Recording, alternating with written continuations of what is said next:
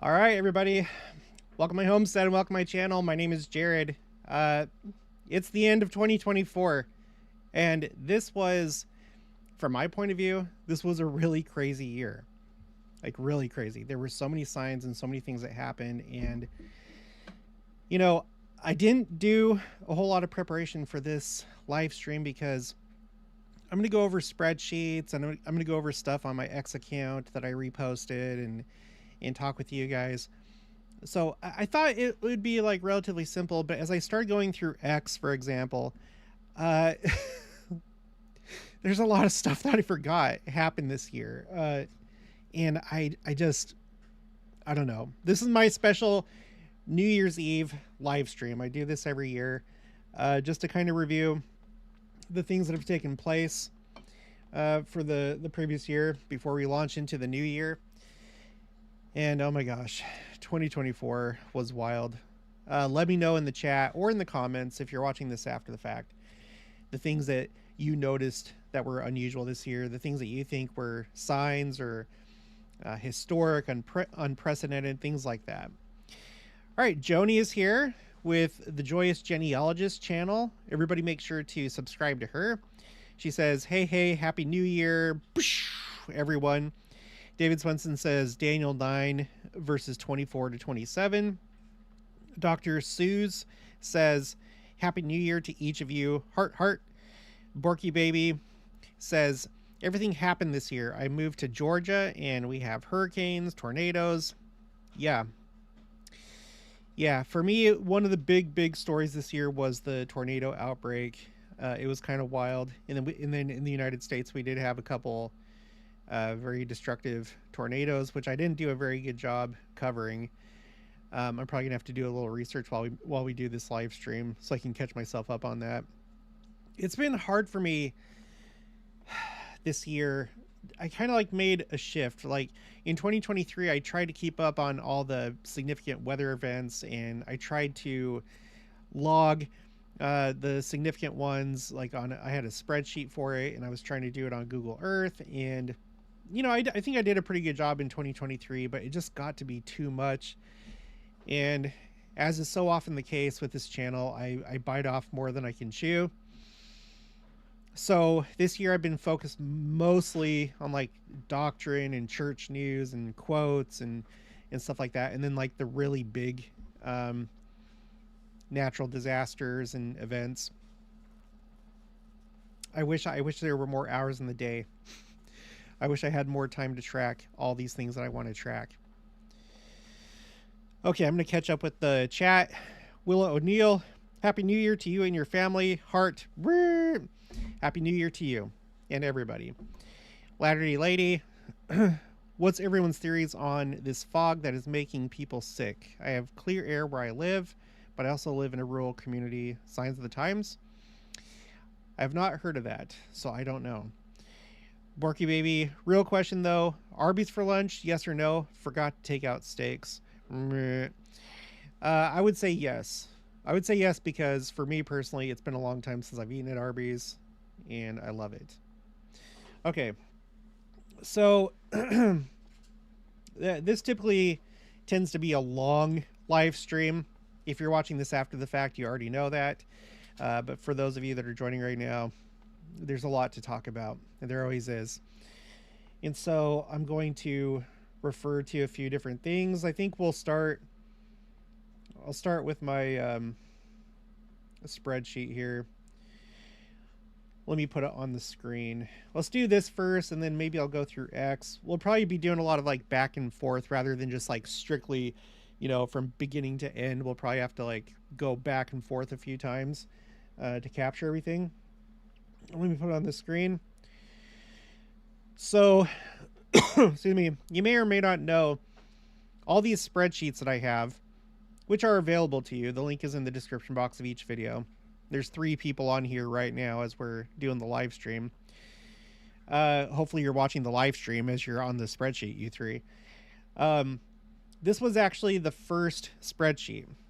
When I started my spreadsheets, and I didn't anticipate that I would be doing all these spreadsheets, but then like I said, there's just more and more that I want to track And but this was the first one. I just wanted to do like this big master timeline of things that I think are significant that could be signs pointing toward the second coming. Um, so this one's called Timeline Second Coming. And again, this year I feel like I haven't done a great job at keeping on top of it. But the year started off, and I was like wanting to see what was like the first big thing going to be in 2024. Because in the previous years, there were like pretty big events that happened at the beginning of the year. So in 2023, that would have been, let's see, I think it was that, yeah, it was in 2023, like for me, the first big event that happened was the Turkey-Syria earthquake that resulted in almost 60,000 deaths. And this is that earthquake that split that Mount of Olives in Turkey in two. So we're almost at 2 years since that happened, but that was like the big thing in 2023. In 2022, the first really big thing that happened, I think this was the that underwater volcano near Tonga, which ended up being, yeah, right here, January 15th of 2022. It was not only the largest volcanic eruption recorded with modern instruments, but it was also the largest explosion, period, on Earth recorded with modern instruments. Larger than the largest nuclear bomb, the Tsar Bomba by the Soviet Union. This was the largest, like, on Earth atmospheric explosion. And so, that being said, 2024, I was wondering what was the first big thing going to be. And the year started off, if I can finally get to it, the year started off with this 7.6 earthquake and tsunami in Japan on New Year's Day. Over 100 were killed. I'm not sure I would classify this as big as those other two events in terms of like how powerful it was, but the year from day one started out in a very interesting way. I have other things on here. I'm trying to like kind of keep track of these countries that are legalizing same-sex marriage, and I think I have it on here, but France, we'll get to it, I think, but France was the first country to incorporate the right to abortion in their constitution. I think that happened this year. We'll see in just a minute. On January 14th, which was President Nelson's 6-year anniversary, the Lima, Peru, Los Olivos Temple was dedicated, and I believe that was by Elder Christofferson. That same day, Margaret II, Queen Margaret II, the longest sitting monarch in Denmark's history, abdicated the throne. I don't know if you saw the video that I did about Jimmy Carter, but he passed away 2 days ago. And I won't get into that now, but there's just been this like series of world leaders and rulers and kings and queens and presidents that are the longest serving, the longest living of their type, that have all been dying really close to each other, like in a cluster. And Jimmy Carter was possibly the last of that series. If this is meant to be a sign, then he may be the last one because he represents the United States. And the point is that President Nelson is outliving all these people. Him and Jimmy Carter were born within a month of each other, and President Nelson has passed him up. Okay, the Orem, Utah Temple was dedicated. Here's another one. The last king of Italy passed away, or he claimed to be the last king. Of course, he wasn't really, but his father, if I remember right from that video, I think his father had tried to reinstate the monarchy or something like that. I don't know. Okay, February 4th. Okay, so this is kind of interesting. Let me pull up, let's see. Let's pull up another spreadsheet here. It's been a while since we've talked about this, but I'm going to go to my spreadsheet called Prophets, President Nelson's Bridges, which I used to call bookends, where there's these events toward the beginning of his presidency and then more recently that seem to be bookends, although I've kind of changed the way that I think about this, and I kind of think of them the way that Elder Stevenson described bridges, how suspension bridges typically have two bookend towers and they take you from one place to another place.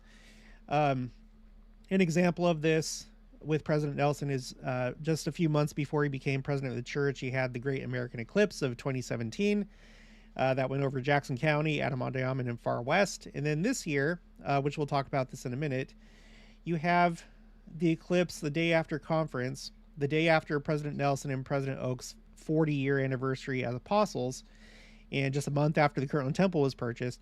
You had this eclipse that went across the United States. About 7 years later, and this one went over, meaning the path of totality was over the Sacred Grove, the Kirtland Temple, and then also Fayette, New York. So something at the beginning, something at the end. You get the idea. So one of these things, we're talking about this next item on my spreadsheet, which is a fire that took place. I'm calling it the Valparaiso Chili Fire. Valparaiso essentially means Valley of Paradise.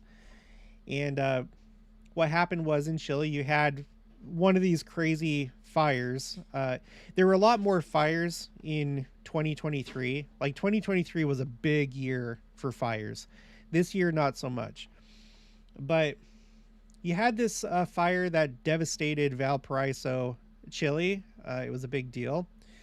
And what's interesting is that what was fresh on my mind at that time was the Lahaina, Hawaii fire, or the Maui fire, which decimated that town. It nearly destroyed all of Lahaina almost.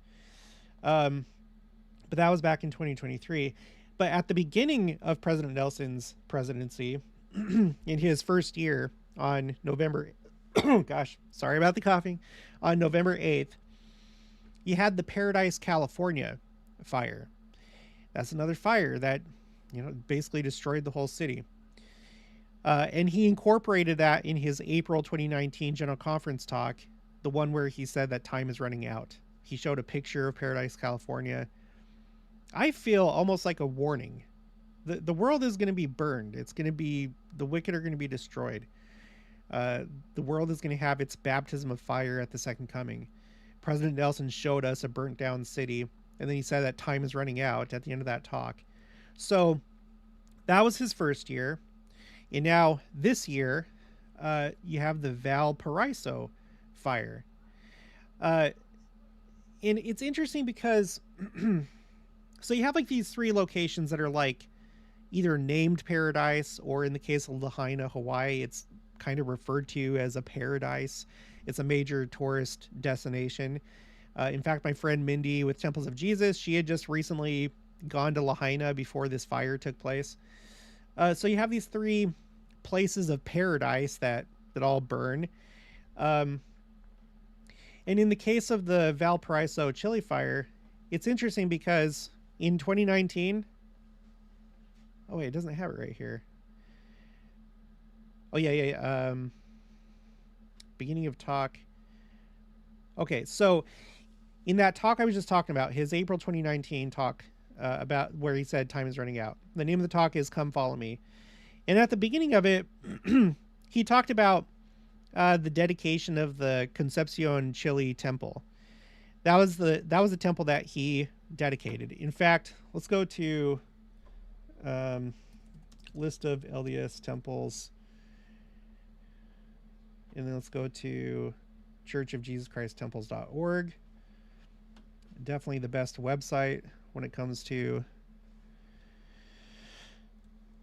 like temples and temple facts. Okay, so here's the chronological list. Dedicated temples in operation, and it's right here in this column. It has dedicated by President Nelson. Let's see. Let me see if I can find it. Okay, here's the Concepcion Chile temple. Now, he had previously, so this was his first temple dedicated as president of the church. Okay, October 28th, 2018. He had dedicated another temple before that when he was president of the Quorum of the 12 Apostles in 2016, the Sapporo, Japan temple. But the first temple that he dedicated as president of the church was the Concepcion Chile temple. But so it's kind of interesting that as part of this thing here, these like 3 paradise locations that burned down, one of them was in Chile. But not only that, let's see, no, it's Viña del Mar. Okay. So Valparaiso, I believe, if I remember right, is like the region or the province in which this fire occurred. You know what? Let's look it up. Viña del Mar, Chile, which means like vineyard of the sea. Yeah, Viña del Mar is the city.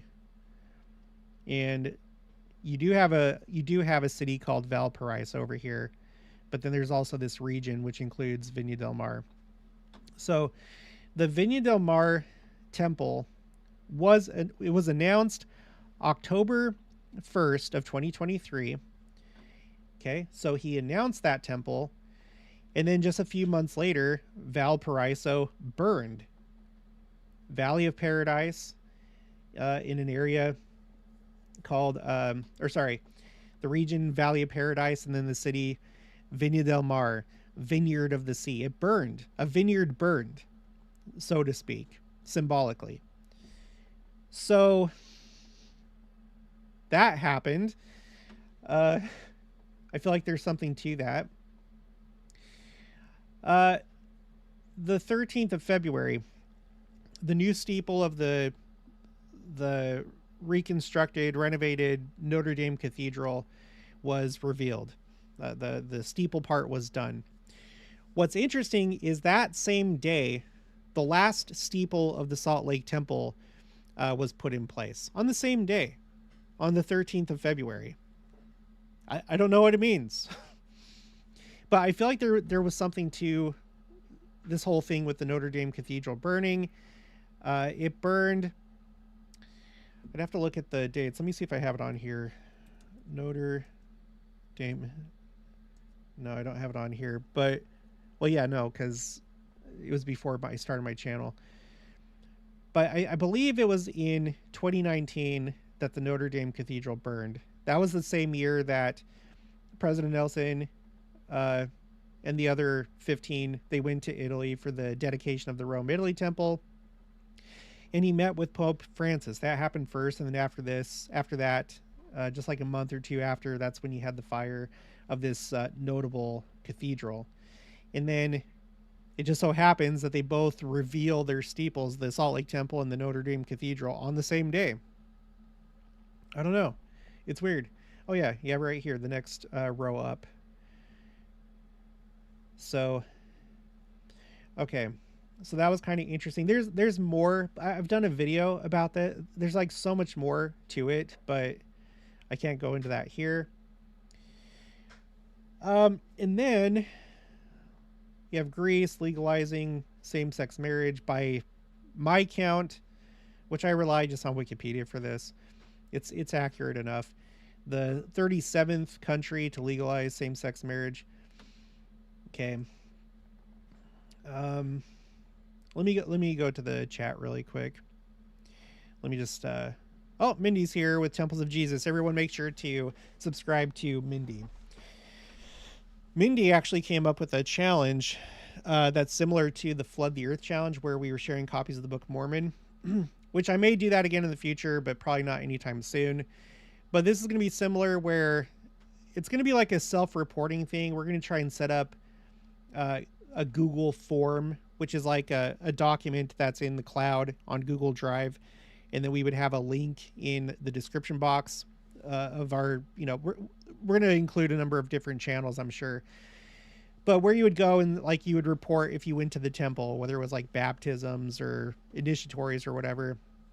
And we're thinking of having a goal where it's like, how many stakes of Zion can we do temple work for? So like 5,000 baptisms, 5,000 initiatories, 5,000 endowments, and all the ordinances. So you'll probably be seeing that soon once we have that set up. Make sure to subscribe to Temples of Jesus. Okay. Terry Taylor says, smash the like button, y'all. Yeah, please do. It helps this video, this live stream be recommended. Let's see, one more. Nishan Queen. Or probably Nishan Queen. Good morning from Fiji. Wow, I think that's a first. I think you're the first one that I've known about in my audience that's from Fiji. It's January 1st today. Happy New Year to everyone, and thank you, Jared, for 2024. All the best for 2025 to you and your family. Red Heart. Well, thank you so much. So you're already there. I'm still waiting on 2025. I got a little less than 12 hours to go. Let me tell you, I think that 2025 is going to be even more incredible than 2024. I think we're going to see big things in 2025. That's the sense that I get. But okay, let's go ahead and get back to the spreadsheet. Okay, the 22nd of February, there's an X 6.3 solar flare, the largest since the 10th of September 2017. Now, since that time, there have been larger solar flares. I haven't checked, but I think we are now in solar maximum. I think they're saying, let's see. Is it solar maximum right now?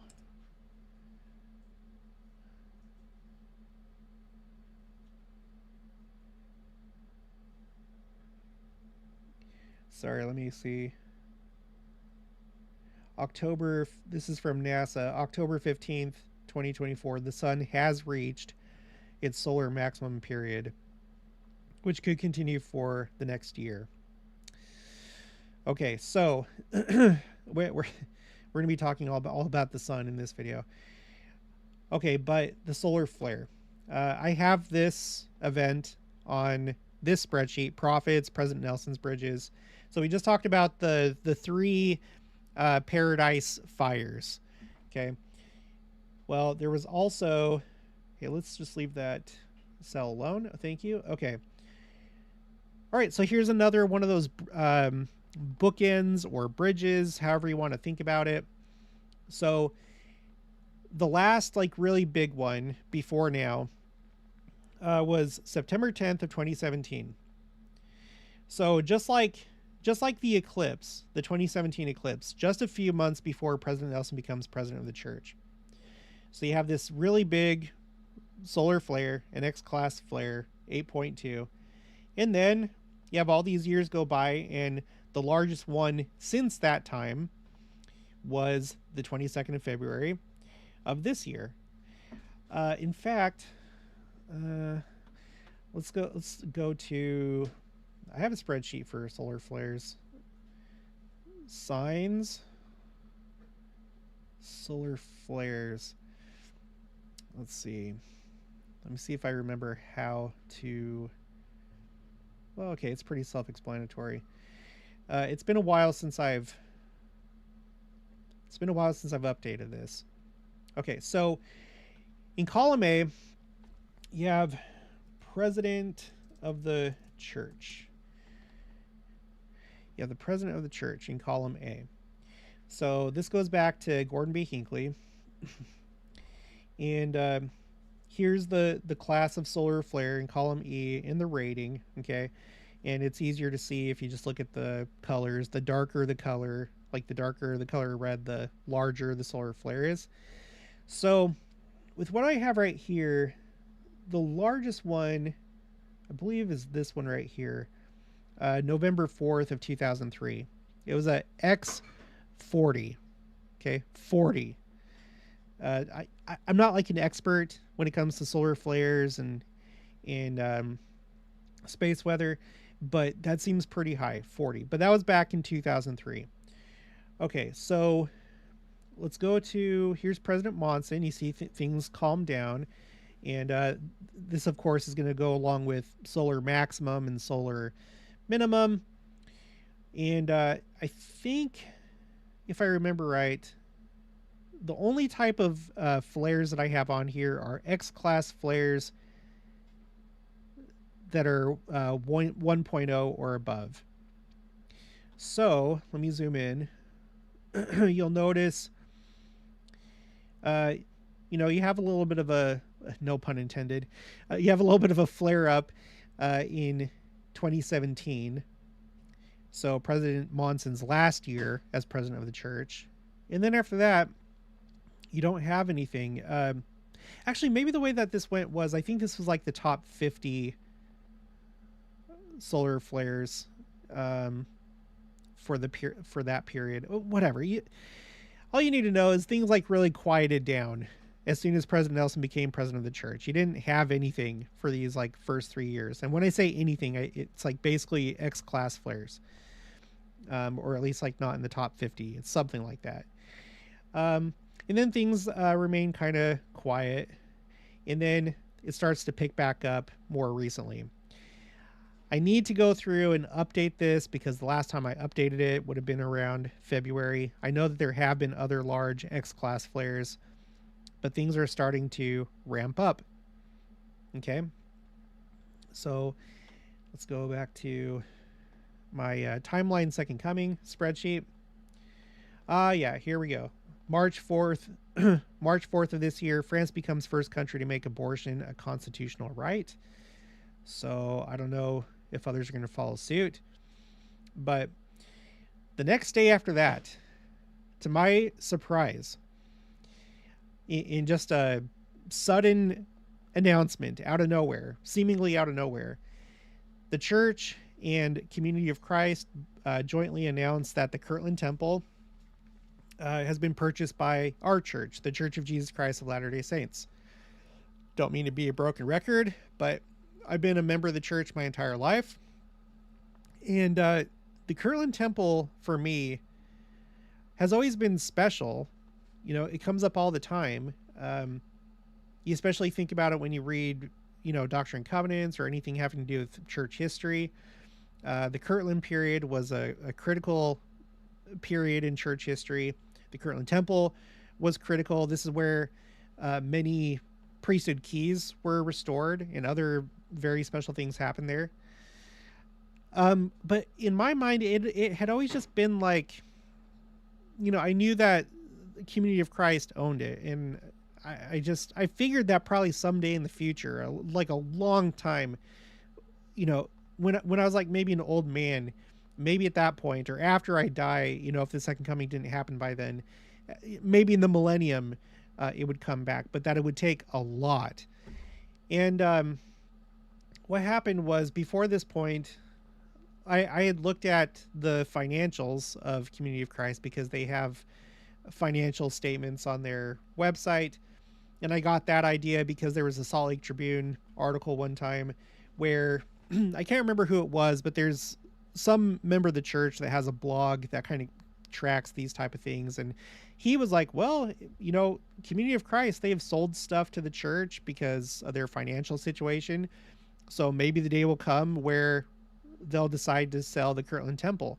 And so ever since I read that article, I kept on top of it. That article was from like a few years ago. But as part of my channel, I would go and look at it, and, they would explain their situation. And it's basically this. They have all these financial obligations, both like operating expenses, but also like their clergy, their apostles, their apostles, for example, they don't serve for life. They can retire. And there was one of them, you may not know this if you're new to the channel. Let me pull it up. There is one of them that, thanks to Joni with Joyous Genealogist channel, she's friends with her. but there's one of them. Her name is Linda L. Booth, and sorry, let me pull this up. Linda L. Booth. She was the former president of the council. What they call it is, we used to call it council, but they still do. The former president of the council of the 12 apostles. She was the former president, but she retired. I'll put a link for this. I'll put it in the chat right now. And then I'll put it in the description box once I'm done with the live stream. So Linda, for example, she's retired. And so the church has to pay for that. And from what I gathered from their financial statements is they had like a lot of people that were retired, not just them, but others. And they had this fund to pay for their retirement benefits. And so they have all the operating expenses, they have the retirement fund, and they're starting to have like their tithing revenue is starting to diminish because the younger generations are not really paying tithing. And in this interview that I had with her, she's a really nice lady, but it's pretty clear that their church is very, very, very different from ours, obviously, even though we have common roots. And it feels like they are more watered down in their beliefs than what they were before, especially when they used to be known as the RLDS Church, the Reorganized Church of Jesus Christ of Latter-day Saints. It seems like around the time of the name change, there were a lot of things that changed with like doctrine, and it's gone more kind of like mainstream, kind of resembling evangelical Christianity, and kind of distancing themselves from like the unique beliefs of Joseph Smith and early church history. And so I didn't get a sense from her that,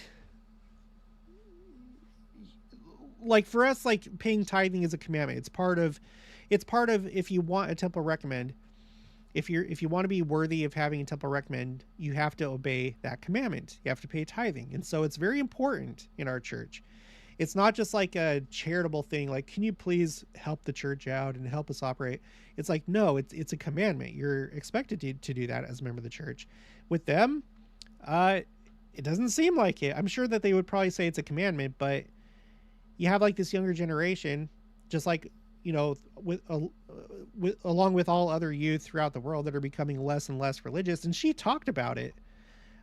She talked about her children, her like adult children, that seemed, if I remember right, it seemed like they were wanting to just kind of like do church privately, you know, be non-denominational and just, you know, still be religious, still believe in Jesus Christ and the Bible, but like, kind of like do it yourself. And she was talking about like, I think she like brought up like a book that her adult children had like shown her, and she thought it was like a neat thing. So if, you know, if times are getting harder and there's inflation and all these like different costs are going up, why would you pay tithing if it's like, I mean, do it please if you can. It's a good thing.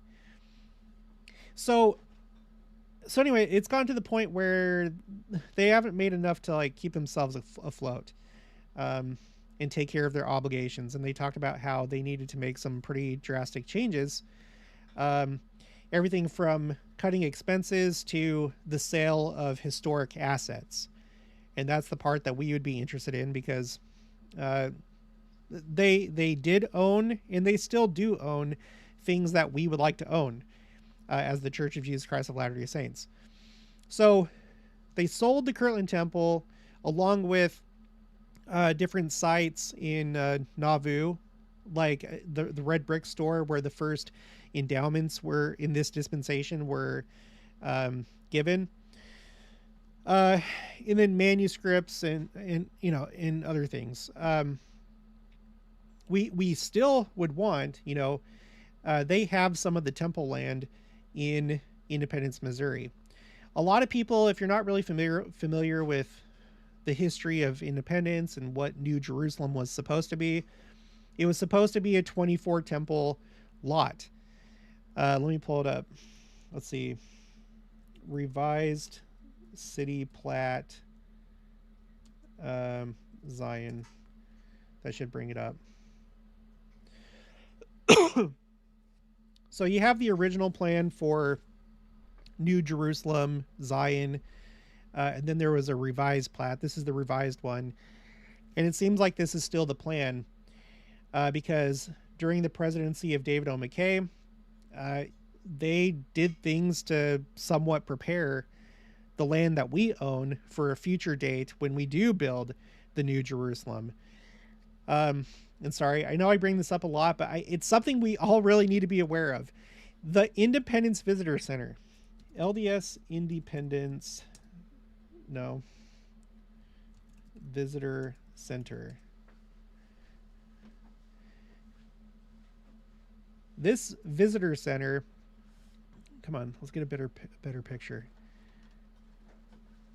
Let's go to, here, look, let's go to my Facebook. I was there earlier this year. I only live about 4 hours away. And I want to get back up there again soon. Let me see if I can find it. Thank you for your patience. Here it is. This building is not just a visitor center. Okay, it's not just it is currently a visitor center, but during President David O. McKay's presidency, there was an interest in the church lands in Missouri and in purchasing lands, like purchasing land in Adamondiaman and beautifying the far west site, but also the creation of this visitor center, which is meant to currently be a visitor center, but later in the future be repurposed to be one of these 24 temples. And yes, they are temples. They are temples. Let's see, city plat Zion. Let me just show you really quick. I'm doing this for the new people, or if you haven't seen this on my channel yet. Here's the original plan. Okay, here's the 24 temples, and you'll notice that you have writing on this document, and when you go to the back side, it says right here, it says the names of the temples to be built on the painted squares, and they have the temples are in groups of 3, and they correspond to different priesthood offices. So temples number 10 through 12 are to be called the house of the Lord for the presidency of the high and most holy priesthood after the order of Melchizedek, which was after the order of the Son of God upon Mount Zion, city of the New Jerusalem. And then temples number 7 through 9, the sacred apostolical repository for the use of the bishops. And then temples number 4 through 6, the holy evangelical house for the high priesthood. So you get it. So the block on the east side would be for the Aaronic priesthood, with like the presidency of the Aaronic priesthood, these temples right here, 22, 23, and 24. And then for the Melchizedek priesthood, it'd be these ones. And the temple lot, like when you go to Independence, Missouri, you have the Church of Christ temple lot that owns the first temple lot, which would have been the primary temple, like the main headquarters temple. Temple number 11 right here. That's what most people think about, but there's all these, and the church or the community of Christ owns like this land right here where these temples would be. So if I were to guess, because I haven't seen anywhere that's laid it out, but the Independence Visitor Center, I believe, would be this one right here. Temple number 13, and these temples are for the deacons, but whatever that means. There's not really any, it really isn't any elaboration that I'm aware of what the purpose of all these temples would be or how they would operate. So that's something, this is something to potentially look forward to in the future. Maybe it's not going to happen until the millennium. It could be that the city of Zion has been started because we have the Independence Visitor Center and we have some of this land, and maybe through the millennium the rest of it will be built. Or for all we know, maybe something's going to happen in 2025, 2026, who knows, where Church of Christ Temple Lot and or Community of Christ are going to sell their land. There's not as much. I don't know as much about Church of Christ Temple Lot. They're much smaller, and they're much more private. So I don't know what their finances are like. I have no idea. I know that the church has made offers to purchase the temple lot in the past, but they haven't accepted. But Community of Christ, it's harder to picture them selling their land that has the spiral temple. You know, let me show you. I'm sure you know what I'm talking about, but you have, if I can find it. Yeah, here we go. They have their spiral temple right there, which is their headquarters. So it would be pretty wild if the church was able to purchase this, because I can only assume they would take down the spiral temple, and I don't know how things would go exactly. So here's us right there. There's the Independence Visitor Center. Here's the spiral temple, Community of Christ. And then I took this picture on the Church of Christ Temple lot.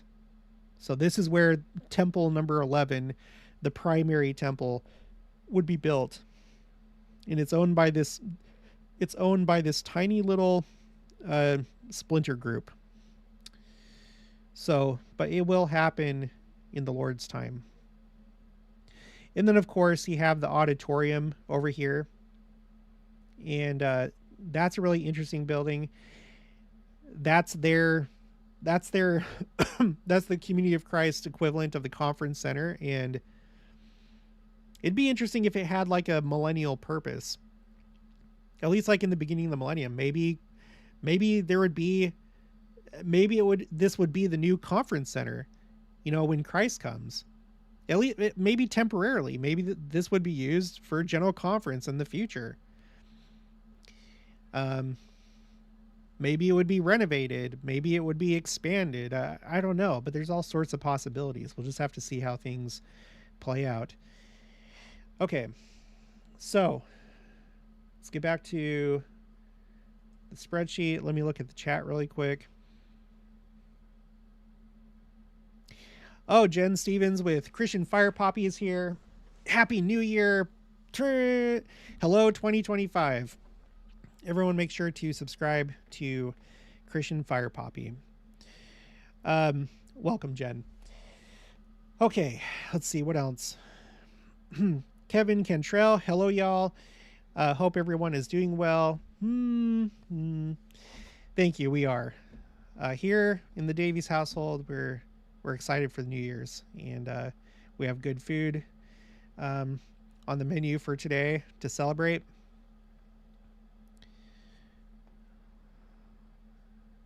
Let's see. The king says, will the spiral temple be destroyed or repurposed if we buy it? Don't know. It would seem to me like the destiny of that land that it's on is to be the original plan. So if I had to guess, I would guess that it will probably be taken down. I don't know. Mackenzie Kate, this guy on TikTok from the LDS Church had visions while having epileptic seizures, and in one of his visions he saw that 2025 is the year of the second coming. What are your thoughts? With all due respect to him, that's not something that would be revealed to him.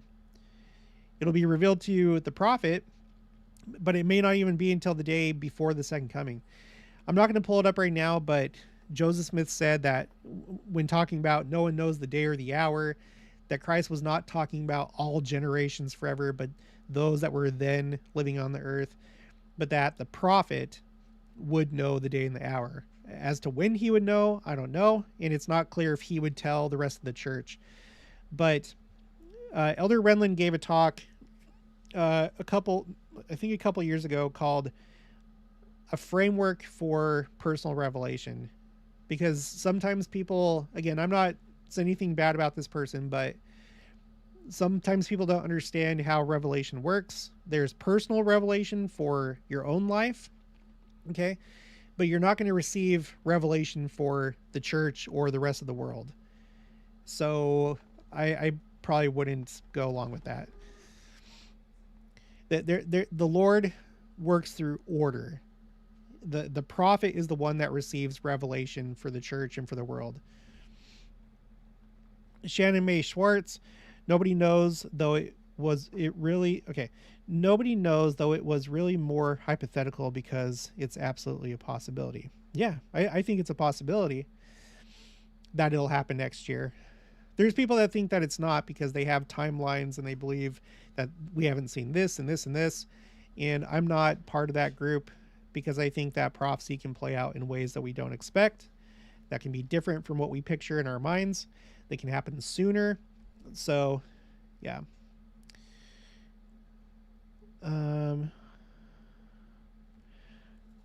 king says to me, have you noticed the architecture of the visitor center is similar to the BYU Jerusalem architecture? It's a modern version of Parthenon Greek temple.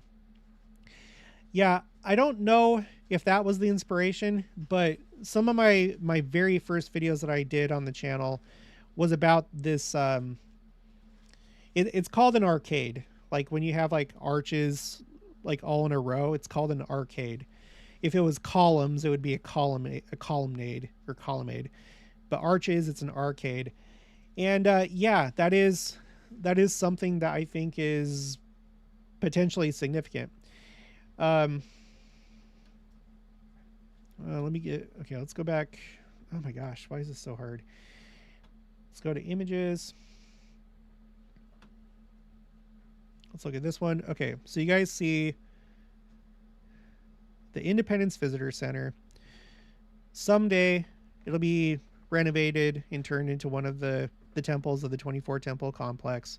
Oh, I forgot to say that there were dimensions that were revealed to Joseph Smith for those temples, and that they built this building according to those revealed specifications.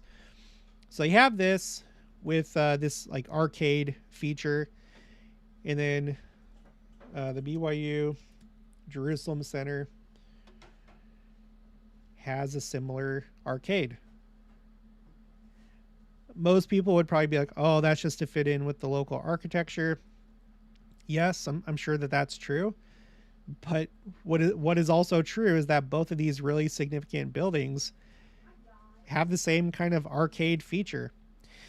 And it's interesting because the Brazil LDS temple, here we go. It also has a very similar look. It has an arcade, and it has like these three tiers, you know, kind of like a steeple top tier, and then like one under that. Brazil, this is the capital of Brazil. So we're looking at three capital cities, essentially. You have the capital of Brazil. You have Jerusalem, which is going to be one of the two future capitals of the world, New Jerusalem and Old Jerusalem. So Old Jerusalem and then New Jerusalem. I don't know. It's very interesting, but these were some of my very first videos that I did on this channel, because I feel like this is going to be the first or one of the temples of Jerusalem. I know it wasn't built to be a temple.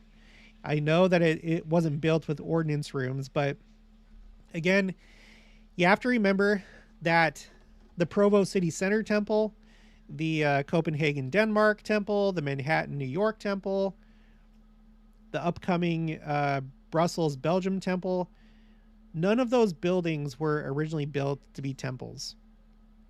But they were renovated, because guess what? You can renovate buildings. And now they are temples. and I'm aware of the non-proselyting agreement. People say, well, we promise not to turn it into a temple. Nope. Show me where that is. The only agreement that the church has with Israel is not to proselyte and not to use the BYU Jerusalem Center as like a proselyting base, hub, mission home, whatever. But nothing is as far as like whether it can be a temple or not. And there's this really interesting statement by President Holland. Let me pull it up. He was the president of BYU at the time that the church got the approval to build the center and it was constructed. BYU Jerusalem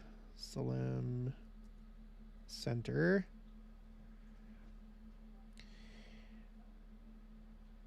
Okay, let me see.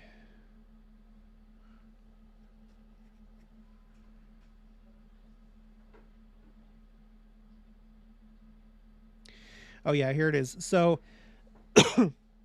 gosh, I need to update this because he said this in church news. But this one is from the Daily Universe. It's a BYU newspaper, October 15th, 2019. An article written by Rebecca Neeson. Elder Holland shares stories about construction of Jerusalem Center, talks about center's future. And President at the time, Elder Holland, says, I don't know what it will mean a generation after we're gone or what purposes the Lord might have for it. So already here you have him saying it's probably not just going to be what it currently is. And then he continues, in addition to university purposes, but my testimony to you is we have not yet realized its full potential.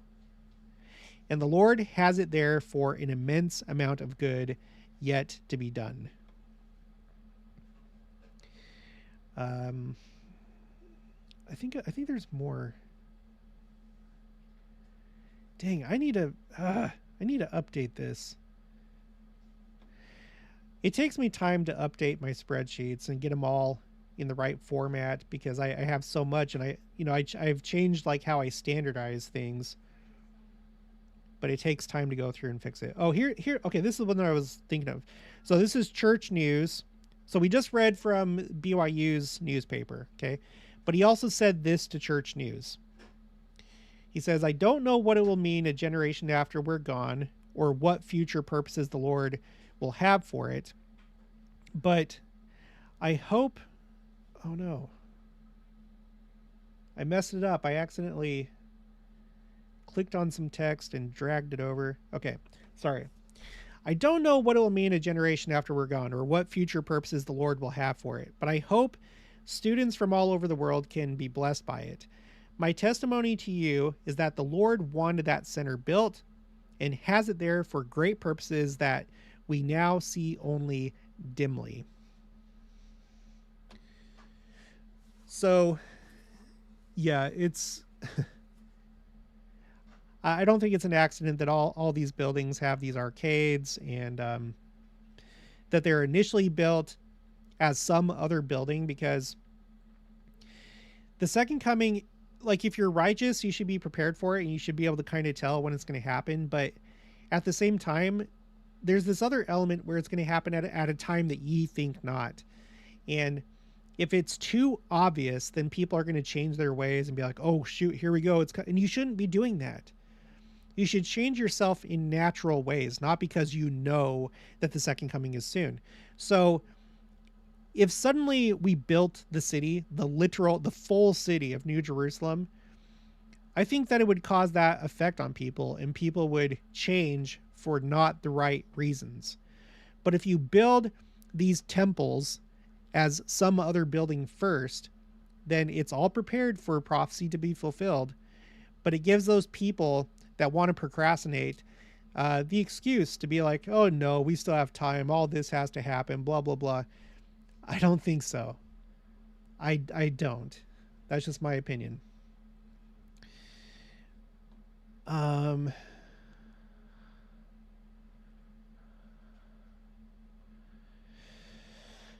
Let's see. Joni says, Linda L. Booth, She must be referring to some other comment. Aaron Card, individuals can receive revelation that is the same as for the church, but only prophet can stamp it as for the church. I don't think that anyone, like any private individual, is going to have big things revealed to them. President or Elder Renlund said that you can receive revelation like where to move, who to marry, revelation for your family, things that are within your realm of responsibility. But as far as like big things like, oh, I saw, this, whatever, I just, sorry, I don't think so. Ruth T, there's an arcade on the Bountiful Temple also. Yeah, there are some other temples that have arcades. I did a video about it a long time ago. Maybe I'll do an updated video.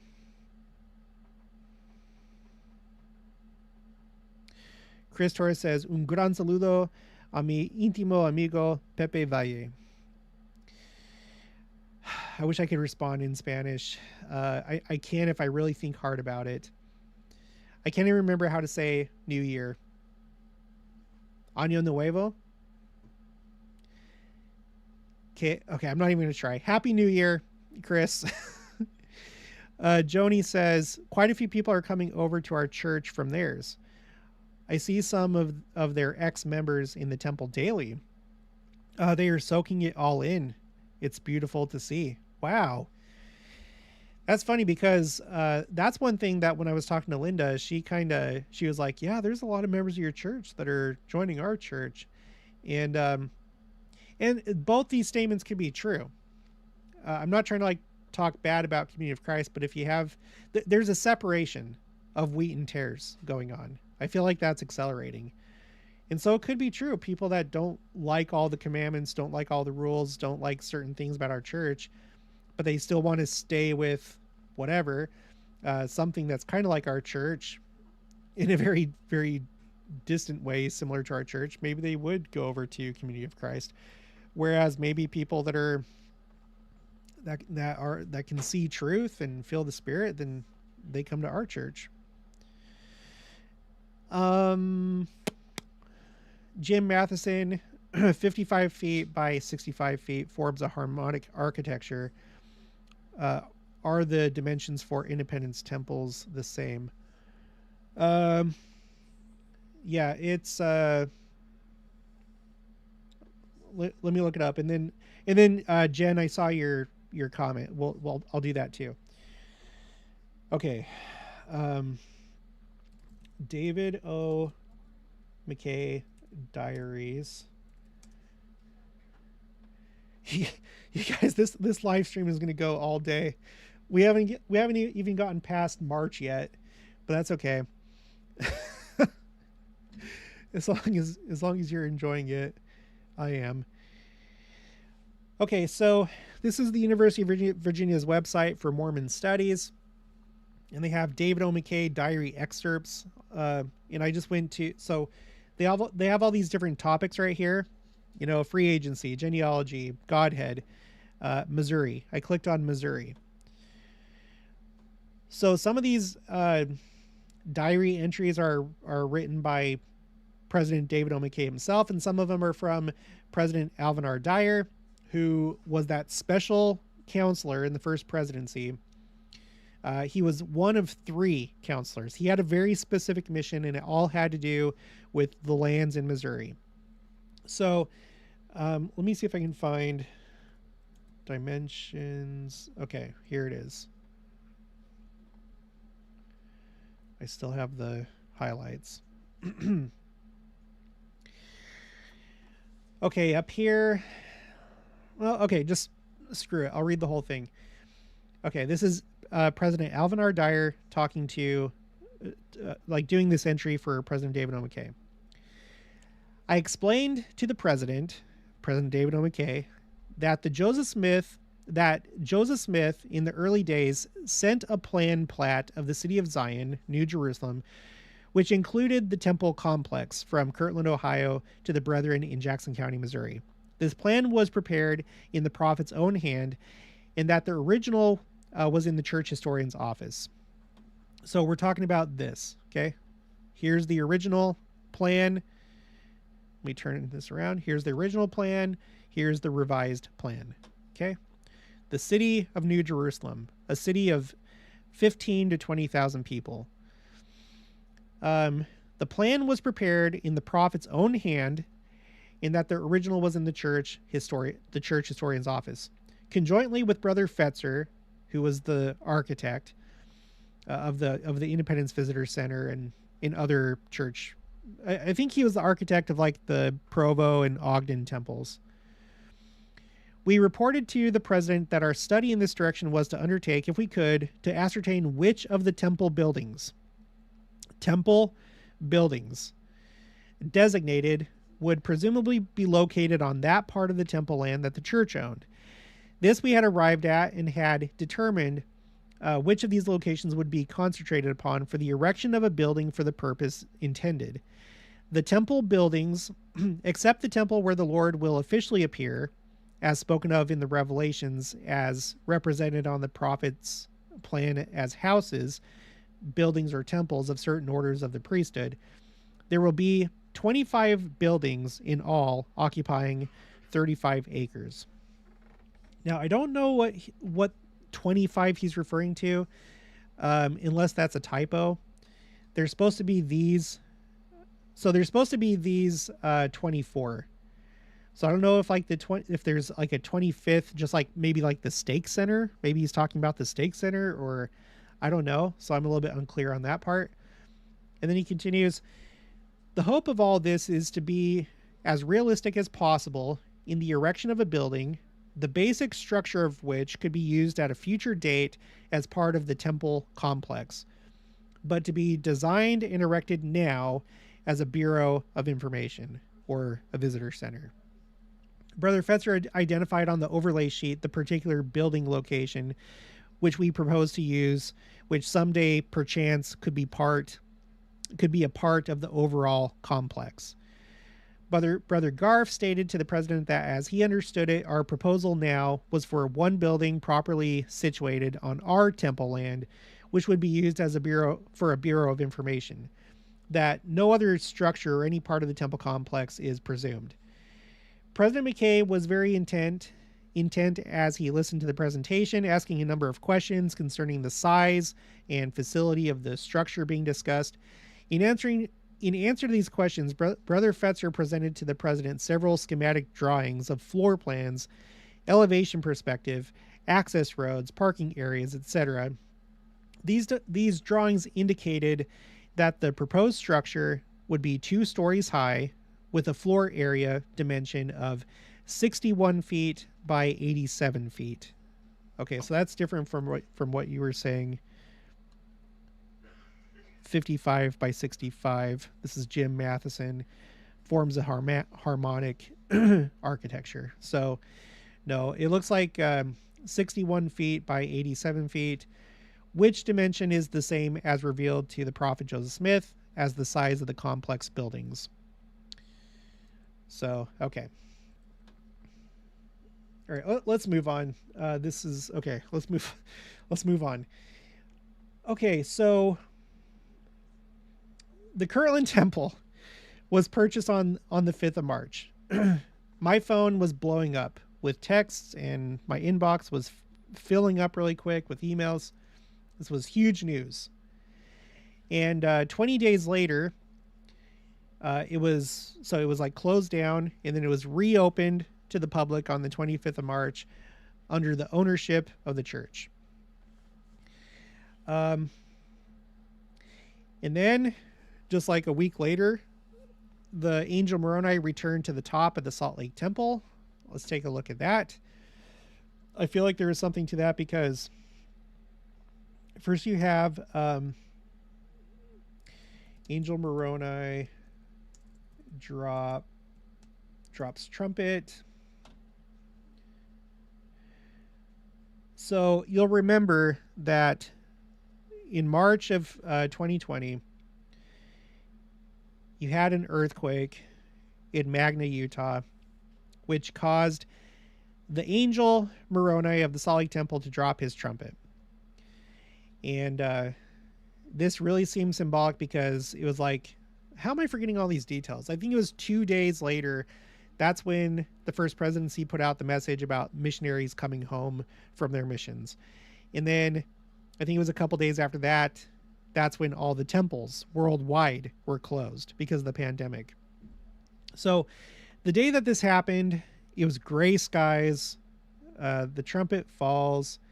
And then let me see if I can find a picture of when they were actually like taking it down. Yeah, right here, K-Jazz. So gray skies, you know, as he comes down.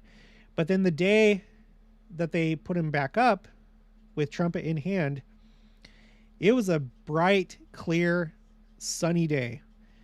Just bright blue skies. It was like the exact opposite. So without getting too far into it, I feel like that was significant. Okay, let's go back here. Okay, and then, so March 7th, okay, the 7th, the Sunday of General Conference for the April 2024 General Conference, President Nelson and President Oaks hit their 40-year anniversary as apostles. In the scriptures, the number 40, let me go to quotes numbers. Typically what happens with the number 40 is you'll have all these different stories where you have a period of 40 whatever, 40 days, 40 years.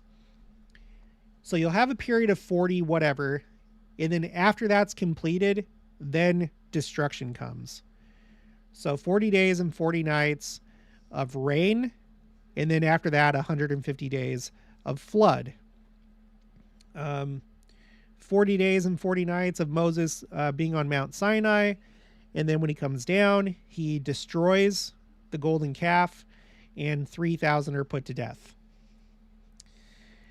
Israel wandered in the wilderness for 40 years, and after that time, when it was time to possess the promised land, the wicked people that lived in the promised land, the different cities and people that lived there, were destroyed, starting with Jericho. And I've talked about how Jericho, that's the first time that you see 7 trumpets in the scriptures. There's the story of Jericho. The book of Revelation is the next place that you see 7 trumpets, and then 2 sets of 7 trumpets in Doctrine and Covenants 88. And that's the big, one of the big second coming sections of the Doctrine and Covenants. Christ, he fasted for 40 days in the desert, and then after that he begins his mortal ministry, which culminated in the atonement, which was the defeat of evil, right? The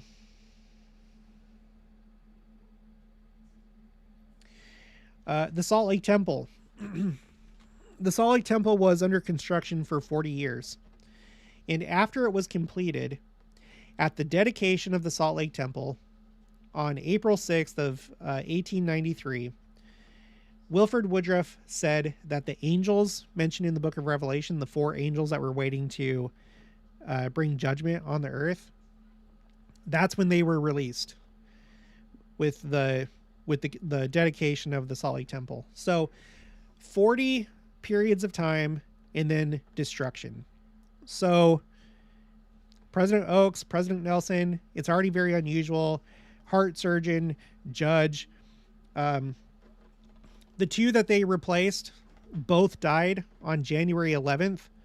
The first one died on January 11th of January 11th of 1983. I can't remember if it was Marky Peterson or LeGrand Richards that died first. I think it was LeGrand Richards.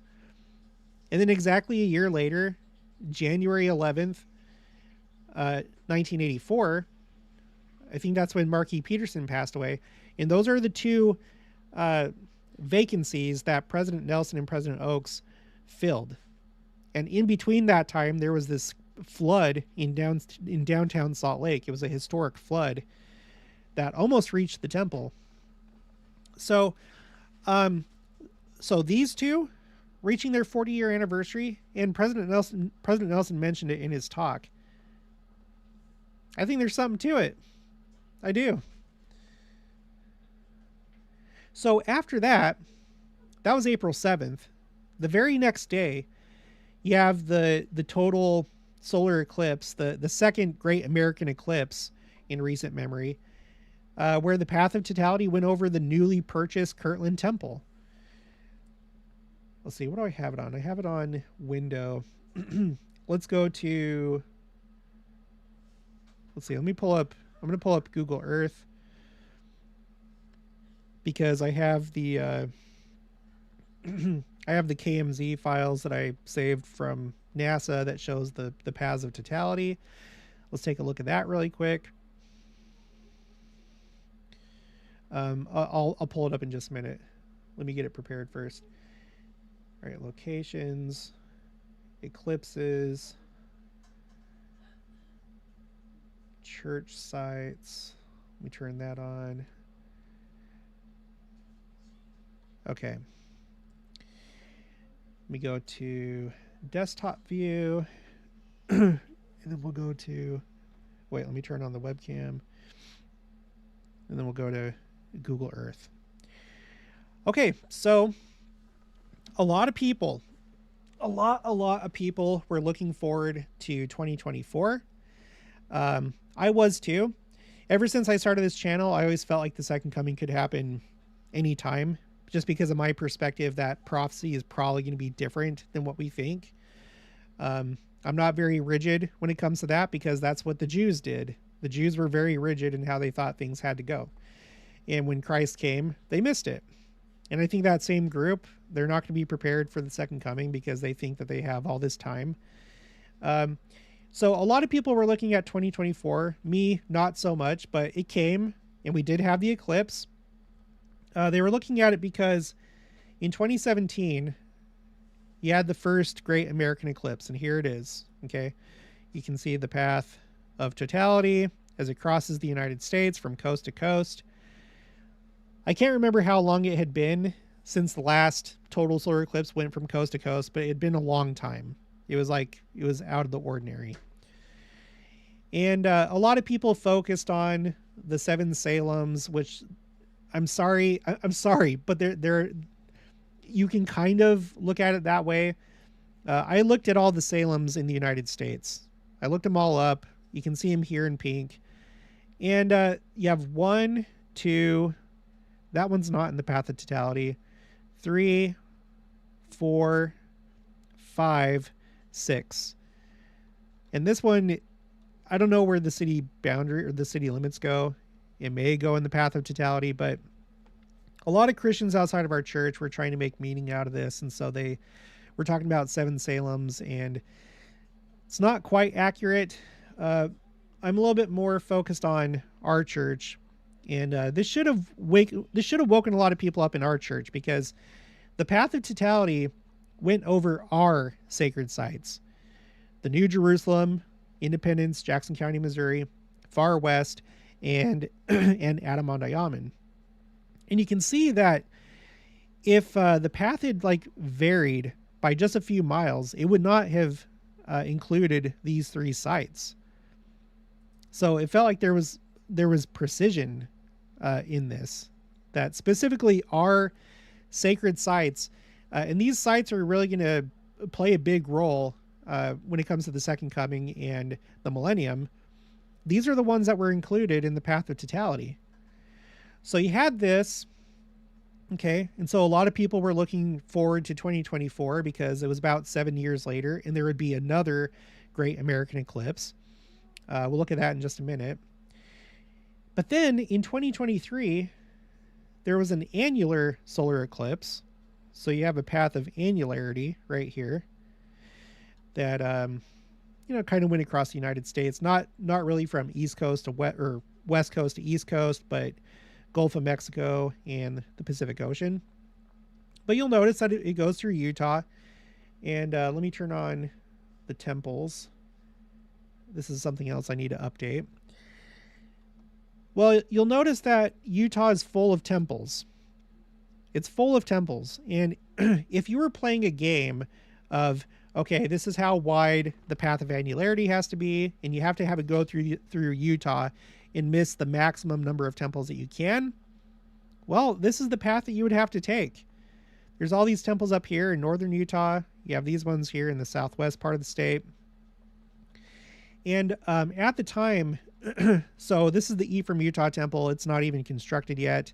And the Manti temple was under renovation, so it was not in operation when this eclipse happened. So the only one that it went over that was in operation was the Monticello, Utah temple. And that happened to be the first temple of like the really small temples that President Hinckley introduced. But I feel like this is another very like church specific sign that this time it like misses all the temples except for one in Utah. Okay. Oh, and by the way, this eclipse happened 7 days after October 7th. So you had General Conference. 7 days later was October 7th. And then 7 days after that was this eclipse that went through Utah. Okay, so let me turn temples off. And then that brings us to 2024, which is what we're talking about in this live stream. And it turns out that this eclipse, you know, what you might call the second Great American Eclipse, it went over, the path of totality went over the sacred grove. And what I didn't know until later in the year is that the the general presidency for the young men and young women, they went to the sacred grove like the day. So they left General Conference and immediately went to the airport so they can make it to Palmyra, New York, because they wanted to film the Worldwide Youth Devotional from there. And they incorporated the eclipse. That was like part of the theme and the object lesson of the youth devotional. So they were here, and this path of totality went over the sacred grove in Fayette, New York, which is where the church was founded, and then some other church sites. And then it also went over Hiram, Ohio, which was church headquarters for a little while, and significantly, the Kirtland temple. And that's where I was. I went to Kirtland and watched the eclipse from there. I have a video of that. Just do a search for Kirtland eclipse on my channel if you want to see it. It was one of the more powerful experiences in my life. It really was. It felt like a personal Pentecostal experience for me. It was really intense. It was really intense. Believe me. We got to tour the temple that day. So me and my family, we toured the temple, and then right after that, we watched the eclipse. It was amazing. So to me, these eclipses are for our church. I mean, they can be for other people too, but they don't realize how specific it is to our church. I'm aware. I just have to. I am aware of the Ninevehs. Again, I don't see so much significance with the Ninevehs. There were two that were in the path of totality in Ohio and Indiana, but that was basically it. There were other Ninevehs kind of by the path of totality, but I know about the little Egypt, and I know about you know how it, you know, you have the big X over the heartland, and there's also the Aleph. So not in modern Hebrew, but in Paleo Hebrew. This is what the letter Aleph looks like. It looks like the letter A. And so Paleo Hebrew, which is also Phoenician. And so you have like an Aleph over here. And I know that in the future, like in the, I think the 30s and 40s, there's going to be another X over here over the Red Sea. And so people are like, oh, it's like Aleph and Tav, or in other words, like Alpha and Omega. And frankly, you guys, I'm not looking that far out, because I don't think the second coming is going to be that far out. That's just my opinion. I don't think that. Okay, so yeah, so you had this. Let's go back to here. You know what? No, let's do desktop. And I will just pull it up like this. Let me go to my Facebook. Let me just show you a few pictures really quick. Gosh, I have too many tabs open. Okay, let me close out of some of these.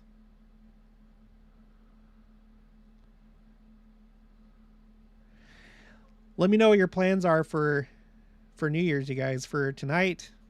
If you haven't had New Year's yet, I do have one person at least in my audience that's already experienced New Year's in Fiji. But let me know what your plans are for New Year's. Make sure to follow me on Facebook and Instagram. Okay, so I just wanted to show you this. You've probably already seen it, but you might be new to the channel. So one of my subscribers, there's actually a bunch of my subscribers that were there. I got to meet a lot of you. One of them was Floyd Gowans, and he took this picture. It's just amazing picture.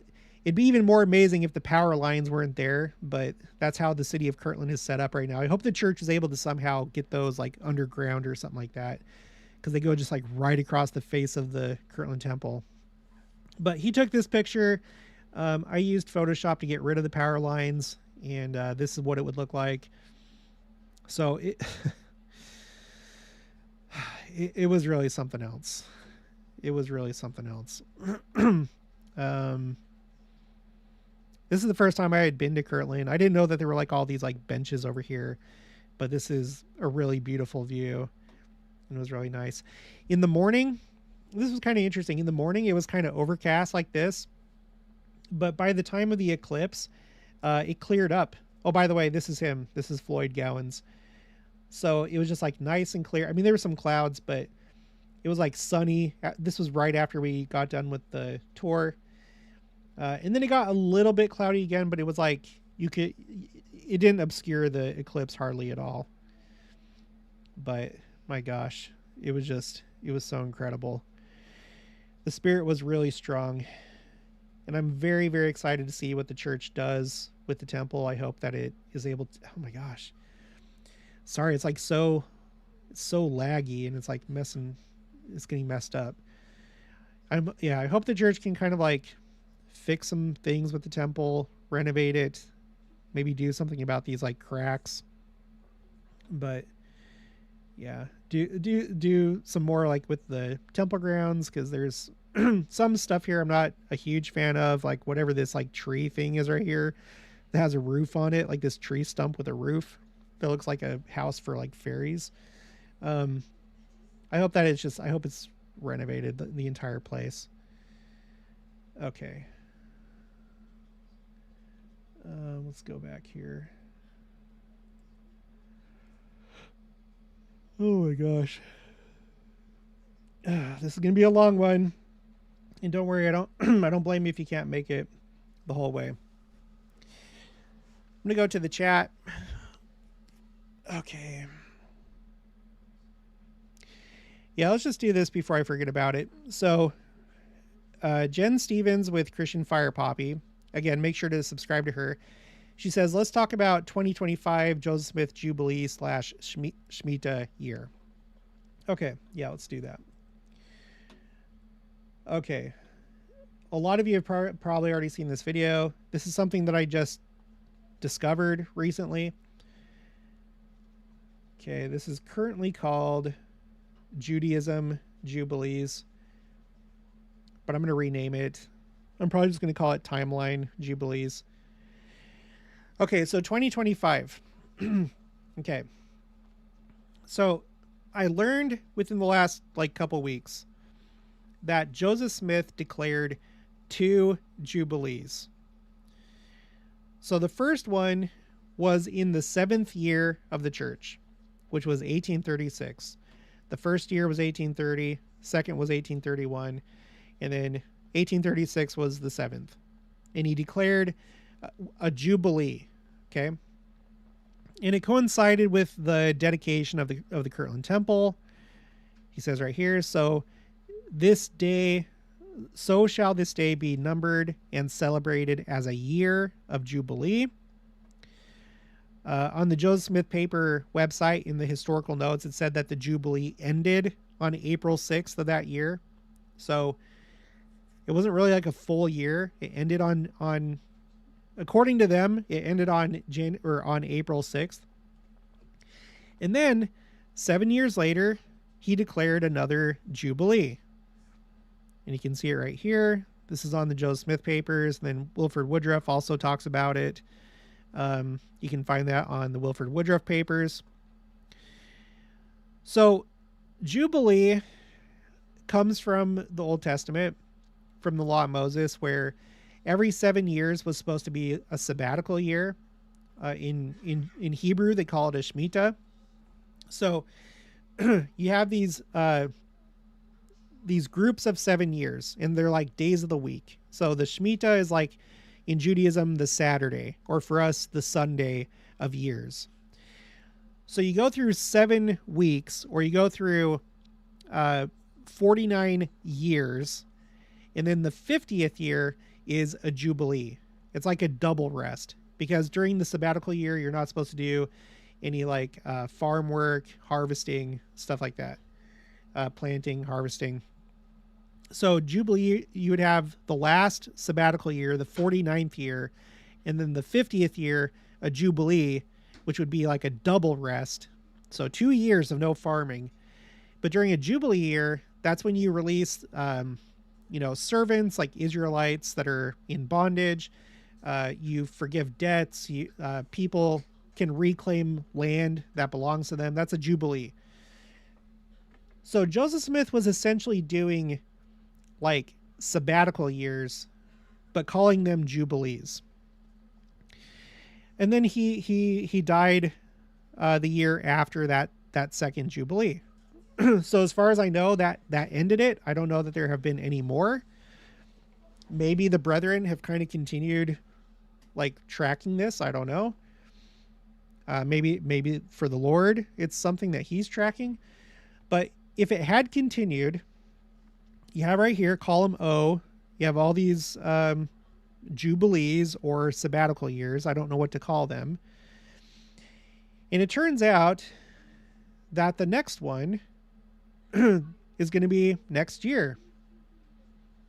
It's going to be the 28th Joseph Smith Shemitah, or sabbatical year, or in his own words, Jubilee. And what's interesting is that President Nelson became president of the church in the 27th Jubilee year, sabbatical year. And so now his 7-year anniversary is going to be in just a couple weeks on January 14th. And it's going to be during the 28th Jubilee. And the eclipses that we just talked about. Well, you had the one that was in 2017, which was a year before the 27th Jubilee. And then the one this year, 2024, which is before next year's Jubilee. So I think I think next year is going to be an exciting year. Now, if he had done Jubilees like the traditional way, so you'd have 7 sabbatical years, 49 years, and then the 50th year would be the traditional Jubilee that we think of in the Old Testament. The first one would have been 1879. And then if we go forward in time, the fourth one would be 2026. And that's the year that the Salt Lake Temple is supposed to be finished. I was talking about this with some of my friends, and they were like, it's probably, the Salt Lake Temple is probably not going to be dedicated that year, because what they said is that that's the year that it's going to be finished. And so you would have like a period of time where there's an open house. So I don't know how it's going to go exactly, but we have a couple interesting years coming up. So, all right, let's go ahead and move on. Okay, so after that, after the Kirtland Temple was purchased and reopened under the ownership of the church, and after President Nelson and President Oaks' 40th anniversary as apostles, and after the angel Moroni returned to the top of the Salt Lake Temple, and after the eclipse on April 8th, just a couple weeks after that, Iran launched its first ever direct military attack on Israel. Just 7 days after conference. 7 days after President Nelson and President Oaks' 40th anniversary. And it looked something like this. So this is a one-of-a-kind video filmed from the Temple Mount.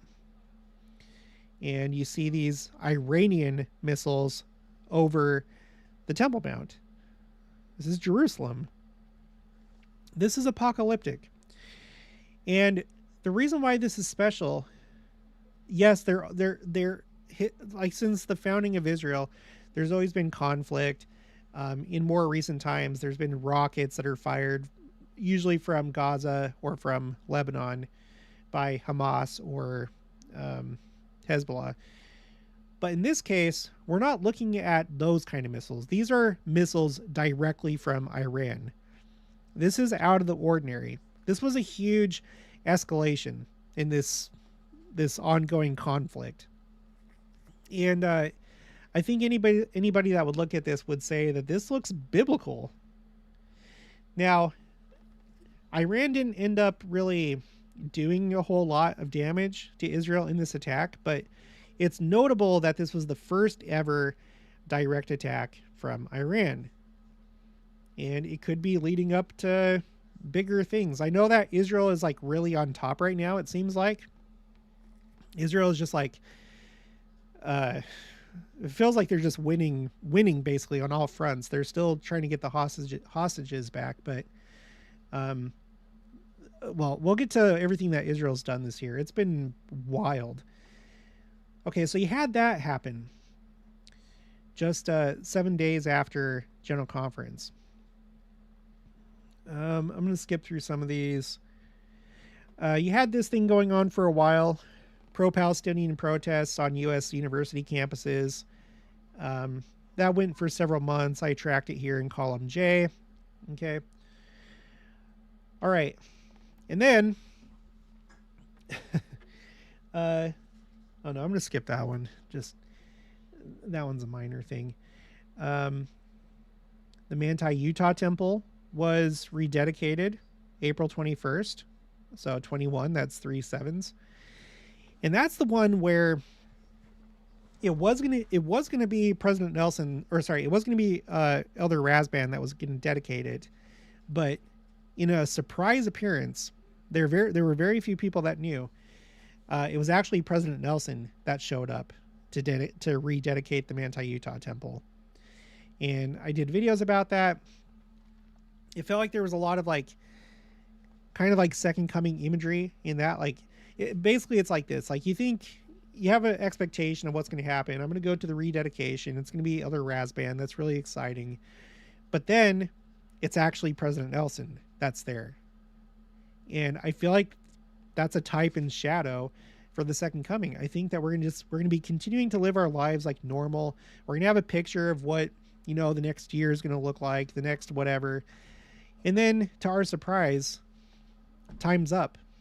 And then Christ is here. So, okay. Now, April 25th. April 25th, this started a 20-day tornado streak in the United States. Let me pull that up. So we had a pretty sizable tornado outbreak this year in the United States. And it actually started in Utah. Now, before you say anything, before you're like, no, that's not a tornado, that's just a dust devil. No, It's not. It's not. You can go to NOAA's website. They have like this. I can't remember what it's called, but it's like a map day by day of the United States that has like little symbols for different types of things, including tornadoes. And this was a tornado. It was a land spout tornado, which is a type of tornado, but it was on. I didn't have time to pull it up. It was a tornado. Okay. There's this CNN article. Excuse me, CNN. Tornadoes. It all started in Utah, of all places. Oh my gosh. Can I type? Okay. An article by Eric Zirkle and Joshua Razzo, CNN. May 9th of 2024. The U.S. is in the middle of an exceptional tornado streak. Here's what it looks like. And then it starts off with this. It started in Utah, of all places. A whirling tendril of air descended from a roiling sky above a southwest suburb of Salt Lake City. And I believe that this was in South Jordan, by the way, because this was not too far from the Ochre Mountain, Utah temple, which is in the Daybreak development over there. Anyway, it goes on to talk about how there's a tornado streak and it all started in Utah. And here's the picture of it. So here's the Utah tornado in the Salt Lake metro area, the Salt Lake Valley. And that started a streak that went for 20 days. There are some other images. So this was the tornado. And then here's a picture of, this is as of May 27th, 2024. You see all these these are tornado warnings. So you don't see Utah here because there was not a tornado warning issued. Okay. These are tornado warnings. And we actually had one here pretty close to where I live. We went to the municipal hall, the city hall. They have a tornado shelter there. And there was a tornado that touched down just a few miles from town where I live. And this went on. So like you had the 20-day streak and there was a pause. And by the way, the pause happened on a very interesting day. The day that the streak stopped was on May 15th. This year, I want to say it was the 170th anniversary. Why didn't I put that on here? 170th anniversary of the restoration of the Aaronic. I have a hard time typing when I'm doing a live. It's the pressure.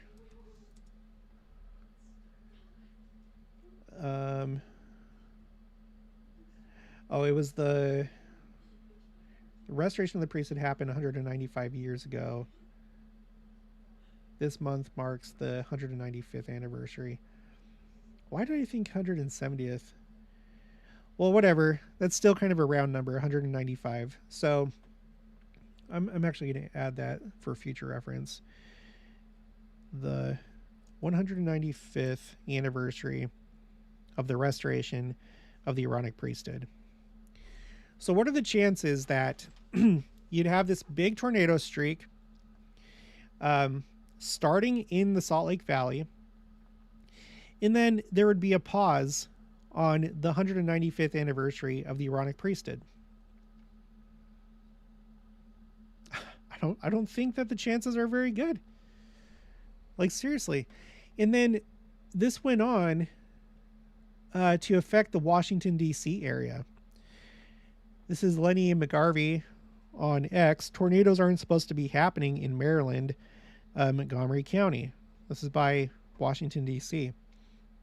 Here's a map of like a little tornado outbreak around the Washington, D.C. area. So there were a bunch of like what I feel like were United States specific signs this year, and this was one of them. There was, I think it was like for the first time ever, a PDS tornado warning, and PDS stands for particularly dangerous situation for one of these counties. Maybe it was Montgomery County, I don't know, but it started in Utah. Okay, so I feel like that was a pretty big sign.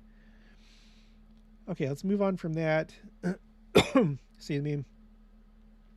The Urdaneta, Philippines temple was dedicated, the 190th of the church, on the 28th of April. And then this craziness right here. This blew my mind. And I hope that this is something that you got to saw. I know some of you were in areas where it was cloudy or there were too many city lights. But I hope as many of you as possible were able to see this. The Aurora Borealis was seen as far south as the Florida Keys as a result of 7 coronal mass ejections. By the way, for any of these things that I'm pointing out here, I have the references over here in column R. So if you want to like verify anything that I put here, as far south as the Florida Keys, the Aurora Borealis was seen. Take that in for a second. Let me see. So here's a like an animation showing the 7 CMEs, or coronal mass ejections. So this is the sun, and then this is Earth right here, this black circle. So you have just, there's one, but that's not one of them. It's these ones right here. Boom, boom, boom, boom, boom, boom, boom. All of them hitting the Earth like that. That's what caused that geomagnetic storm. I think it was a G4 is the classification. Here's like the aurora forecast. And this is like, this is really low. I've been watching it ever since this time, hoping that this would happen again. And actually it did. It did happen later in the year. But this was the first one. Look how far down that goes. And it was at that same time that the coronal hole that was producing those CMEs was so large that you could see it with the naked eye.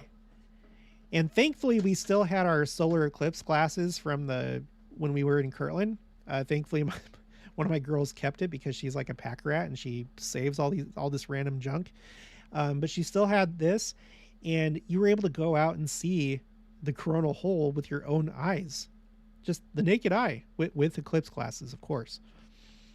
So this is me and Jenica looking up at it. That I had never seen that before. There were a lot of things that I personally had not seen before in my life until this year. From my perspective, and I hope from yours too, there were a lot of signs in the heavens. There were a lot of things that you'd never seen before yourself. I mean, whatever. You know what I'm saying? There's a lot of stuff that happened this year. Very unusual things.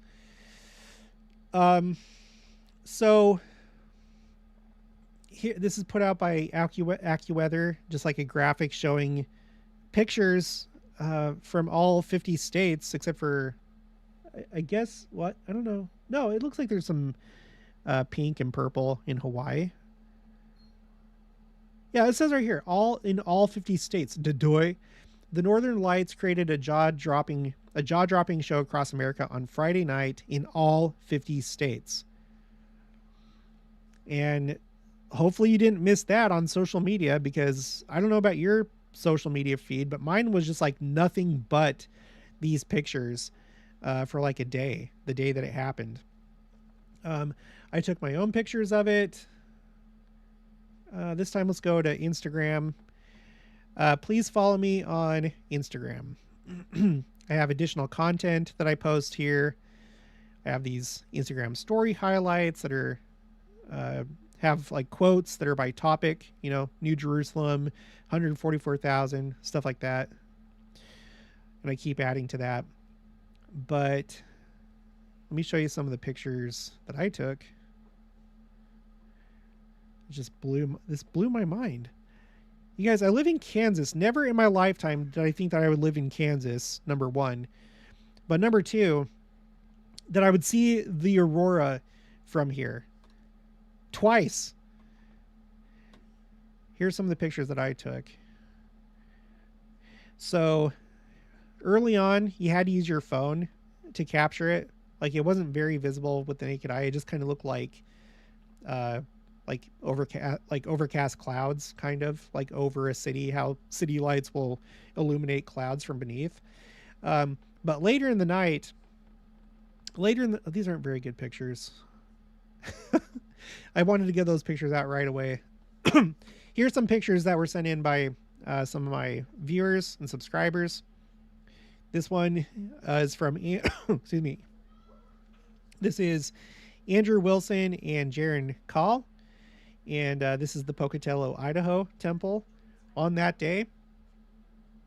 So for us in Kansas, later in the night, you were able to see it with the naked eye. It was like after midnight. Me and Jenica stayed up. We didn't want to like miss any of it.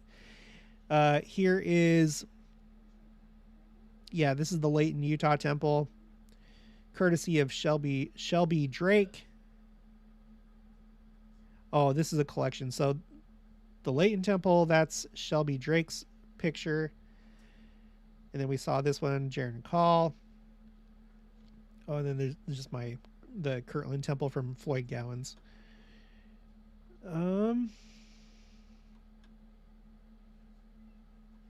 Okay. So that was kind of insane. May 15th, the tornado streak ended. So the aurora was taking place during the 20-day tornado streak. The Iranian president and foreign minister died in a helicopter crash 4 days later. Just interesting timing, especially given this war that's happening right now. The Puebla, Mexico temple was dedicated. Trump was convicted on 4 counts of felony. First time in U.S. history, which probably not a good sign. It doesn't matter what you do or don't think about Trump. That shouldn't be good for anybody, no matter what your views are. So that was something that we had not seen before in this nation's history. June 2nd, the Taylorsville, Utah temple was dedicated. If I had still lived in my hometown of Murray, Utah, this would have been my new temple district, Taylorsville, Utah temple. Let's see, I'm going to skip that. We have more temples. Caban, Guatemala, Salta, Argentina, Layton, Utah. Hurricane Beryl becomes the earliest Atlantic Category 5 hurricane ever recorded. So there's that. Later that month, a couple weeks later, you have the first. There were a couple. My understanding is that there were a couple, but this was like probably the most like dangerous one, the one that was the most successful. But you had the first Trump assassination attempt on July 13th. That I can't believe that happened. We were at a water park that day and we were done. It was a nice evening, and I took this picture. It was a nice evening. We went, the water park closed, went to our lockers, got my phone, and just like the Kirtland temple, my phone was blowing up with text, and I was getting all these like emails. I wanted to hurry home and do a live stream about it. But we decided to take the scenic route. I just had a feeling, let's just go this way. And there's this place that we pass all the time on our way to church and other places where you have this like these people that have this like tank, whatever this is. It used to have Trump 2020 on it before. And we had actually broken down, by the way, after April General Conference, after getting back home from Kirtland. we broke down. We had this car that had lasted us for a long time. It broke down. We broke down right here. And this is the only place on this whole stretch of highway where there's a light. So I did a live stream when that happened. But anyway, that was like back in April. Now we're talking about July. And we're driving home from the water park. And instead of going the quicker way home, I decided to go this way. And there was like all this smoke from a farmer burning his field, or maybe multiple farmers. I don't know. But in this area, we had never seen this much smoke. It was like, and again, the picture doesn't capture really what it looked like. It was so smoky, and it was so just like apocalyptic looking. But we drove by here, and on that day, the Trump assassination attempt, this is what we saw in that location. It's just, so I took a picture. So we had that happen.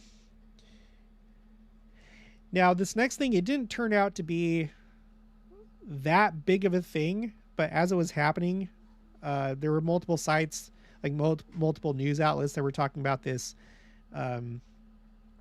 What they said was the largest IT outage in history. And essentially what happened on that day is what they feared would happen with Y2K. So it caused some havoc. It wasn't like world ending, and I don't think the economy really took a hit, but there was just like this huge outage. And it was because of, if I remember right, it was because there was like this update. Who was it? CrowdStrike or whatever? I have a viewer, Shayla. She was stranded in Las Vegas because of this. I did like I called her, just because I had the time, and I was like, oh, you're actually being affected by this. So I talked to her. We did like a video call. Anyway, that happened. So that was kind of interesting. Okay. July 24th. So this is Pioneer Day. Okay. Not just Pioneer Day, but the 177th anniversary. Okay. 177th anniversary of Pioneer Day. Salt Lake City was announced as the host city of the 2034 Winter Olympics, which is going to be the 27th. Okay. The 27th Winter Olympics. On that day, there was a fire that was burning behind Ensign Peak. Ensign Peak, let me just go back to Google Earth. I'll pull it up for you in just a minute. I'm saying that out loud so that I don't forget to pull it up for you, but I want to zoom in first. Okay. OBS. We'll go to desktop. We'll go here. Okay, Salt Lake City. Hopefully you're already familiar with this idea of Ensign Peak, but all the way back in Nauvoo, Brigham Young was shown a vision. I think it was in a dream. I have the account recorded somewhere, but he saw Ensign Peak in vision or in a dream. Okay, this is Ensign Peak right here. Right? Yeah, it is. There's the monument on top. So it's a peak that kind of stands out when you look at it. It has like this kind of like dome type appearance, and it kind of stands out. Brigham Young, in his vision, he saw an angel standing on top of Ensign Peak, and the angel was pointing down to... Okay, so there's the state capitol. There's Ensign Peak. You go over here. So hopefully you can see this. Here, actually, let me do it like this. Okay, so here is the Salt Lake Temple. There is Ensign Peak. Brigham Young saw Ensign Peak, an angel standing on top of it, pointing down to where the Salt Lake Temple was supposed to be. And Brigham Young said that he saw the Ark of God, like I believe the Ark of the Covenant, in this place. And so when he arrived, July 24th of 1947, he knew it. He recognized Ensign Peak, and he knew where the Salt Lake Temple was supposed to be built. Okay. And then they call it Ensign Peak because it's supposed to be an ensign to the nations. It's supposed to be like, this is the new gathering place. This is church headquarters. Not that you nowadays have to go to Salt Lake. In the early days you did, because that was the only place that you could go to the temple. The point of the gathering to all these places was because that's where the temple was. But anyway, it is the headquarters of the gathering that's taking place worldwide. Okay. So if you have this symbol, this peak, this symbol of the nation, of worldwide gathering to Zion, to the church, and on that day, the 177th anniversary, it's announced that the Winter Olympics are coming back to Salt Lake.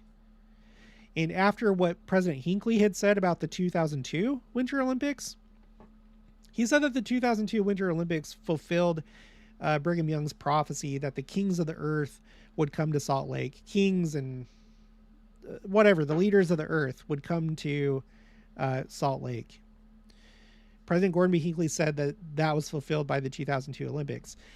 In this last general conference, Elder Stevenson talked about how this next decade is going to be a decade to remember, that aside from the first decade of the church from 1820 to 1830, that this next decade is probably going to be our biggest. And one of his reasons that he cited for that was the 2034 Olympics.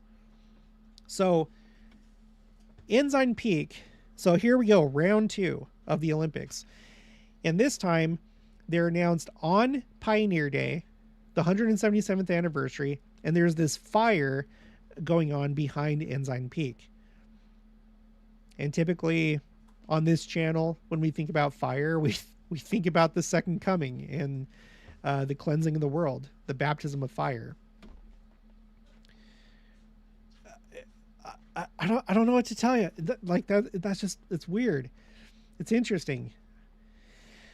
And then 2 days after that, we had the 2024 Paris Olympics, in which the opening ceremony, even though they say otherwise, was a blatant mockery of the Last Supper and had other just horrible imagery, just degenerate, horrible, grotesque, just evil imagery. It was so bad. It was so bad. It makes it so I don't want to watch the Olympics. And I didn't. Who cares about the Olympics now? Like, especially after that. No, forget it. Maybe the 2034 Olympics, maybe I'll watch that. But they just become more and more degenerate over time. Sorry, let's do it like that. Okay. July 31st. I remember this clearly. It was the end of the day for me, and I was getting ready to, start the night with Jenica. We typically get in bed and watch a show and then go to bed. And I was almost to that point, and I got a feeling to look at my phone and look at X, and I was just like, no, I'm ready for the day to be done. But I checked, and I'm glad that I did, because it turned out that the leader of Hamas and Hezbollah's second in command, Fuad Shukr, although I think I don't know if he was assassinated the same day, but on July 31st, the leader of Hamas was killed, and he was in Tehran, Iran, the capital city of Iran. So typically in a war, if you kill the other side's leader, that's typically viewed as a win.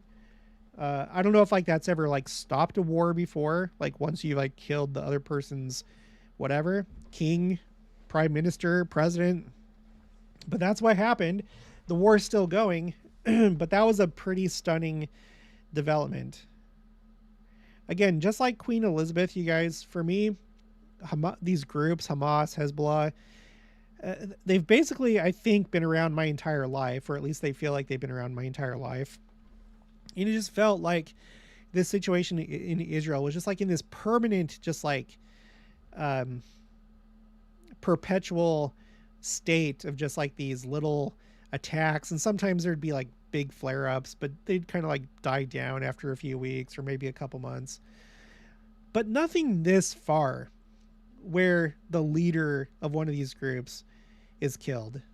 Like this was shocking, and this was like a big victory for Israel in that year. And then it happens to be that around this time, that's when the pro-Palestinian campus protest ended, and it kind of died out based on the articles that I've looked up.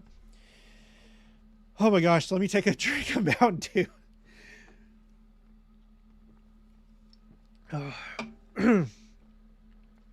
Give me just, let's, okay, let me take a little break. Let me like look at let me talk to you guys for a minute. How long have we been doing this for? Where does it say it? Sorry, I need to see how long we've been doing this.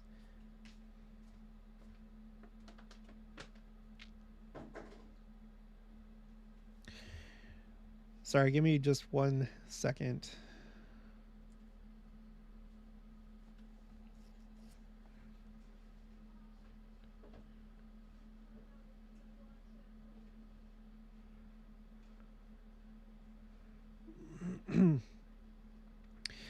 Pamela Goodson says 2 hours.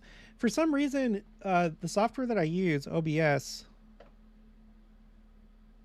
it normally says it on here, and then I can also go to YouTube, and it doesn't say it on here. Where is it?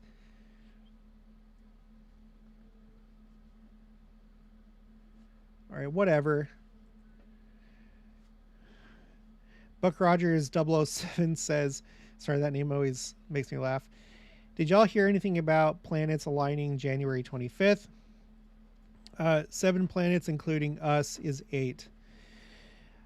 I may have seen that somewhere. That kind of rings a bell. I did a video recently talking about 2022 had 2 of those. It's referred to as like a planetary parade, but when you have all 8, which, like you said, you can include us, or you could say the moon, either the moon or us, but it's a planetary octet. And the last time that I'm aware that happened was on Christmas Day of 2022, which also happened to be the 8th day of Hanukkah that year. So those things coincide, Christmas and then the 8th day of lighting candles. And on the same day, a planetary octet, as though there was like a Hanukkah menorah, celestial menorah in the skies. So if there's another one coming up, it could be significant.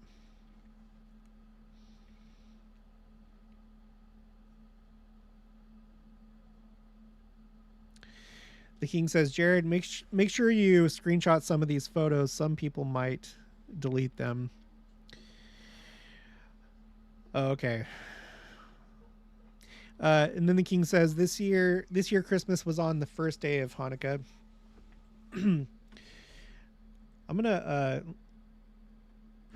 pull up. Okay, I'm gonna close out some of these things really quick. I think it's almost time for me to get a new computer,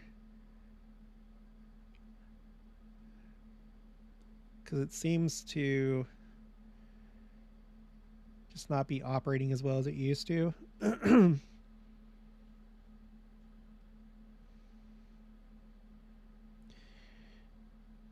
going to pull up Hebcal, because I had recently talked about this, about Hanukkah. It was the video that I put out on Christmas.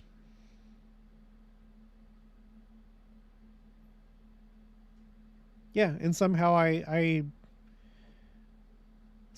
missed that the first day was on Christmas. Okay, well, this is probably going to be one of my upcoming videos. So let's go here. This is hebcal.com, where you can see our calendar as well as the Hebrew calendar. In fact, I need to customize it so it shows the Hebrew dates and not just the holidays. Let's go to 2024. Okay, so,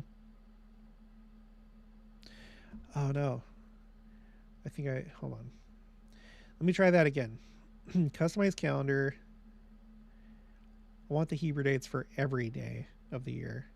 Create calendar. Okay, let's go back to 2024. Okay. So I just got done saying that in 2022, the 8th day of candles was on Christmas.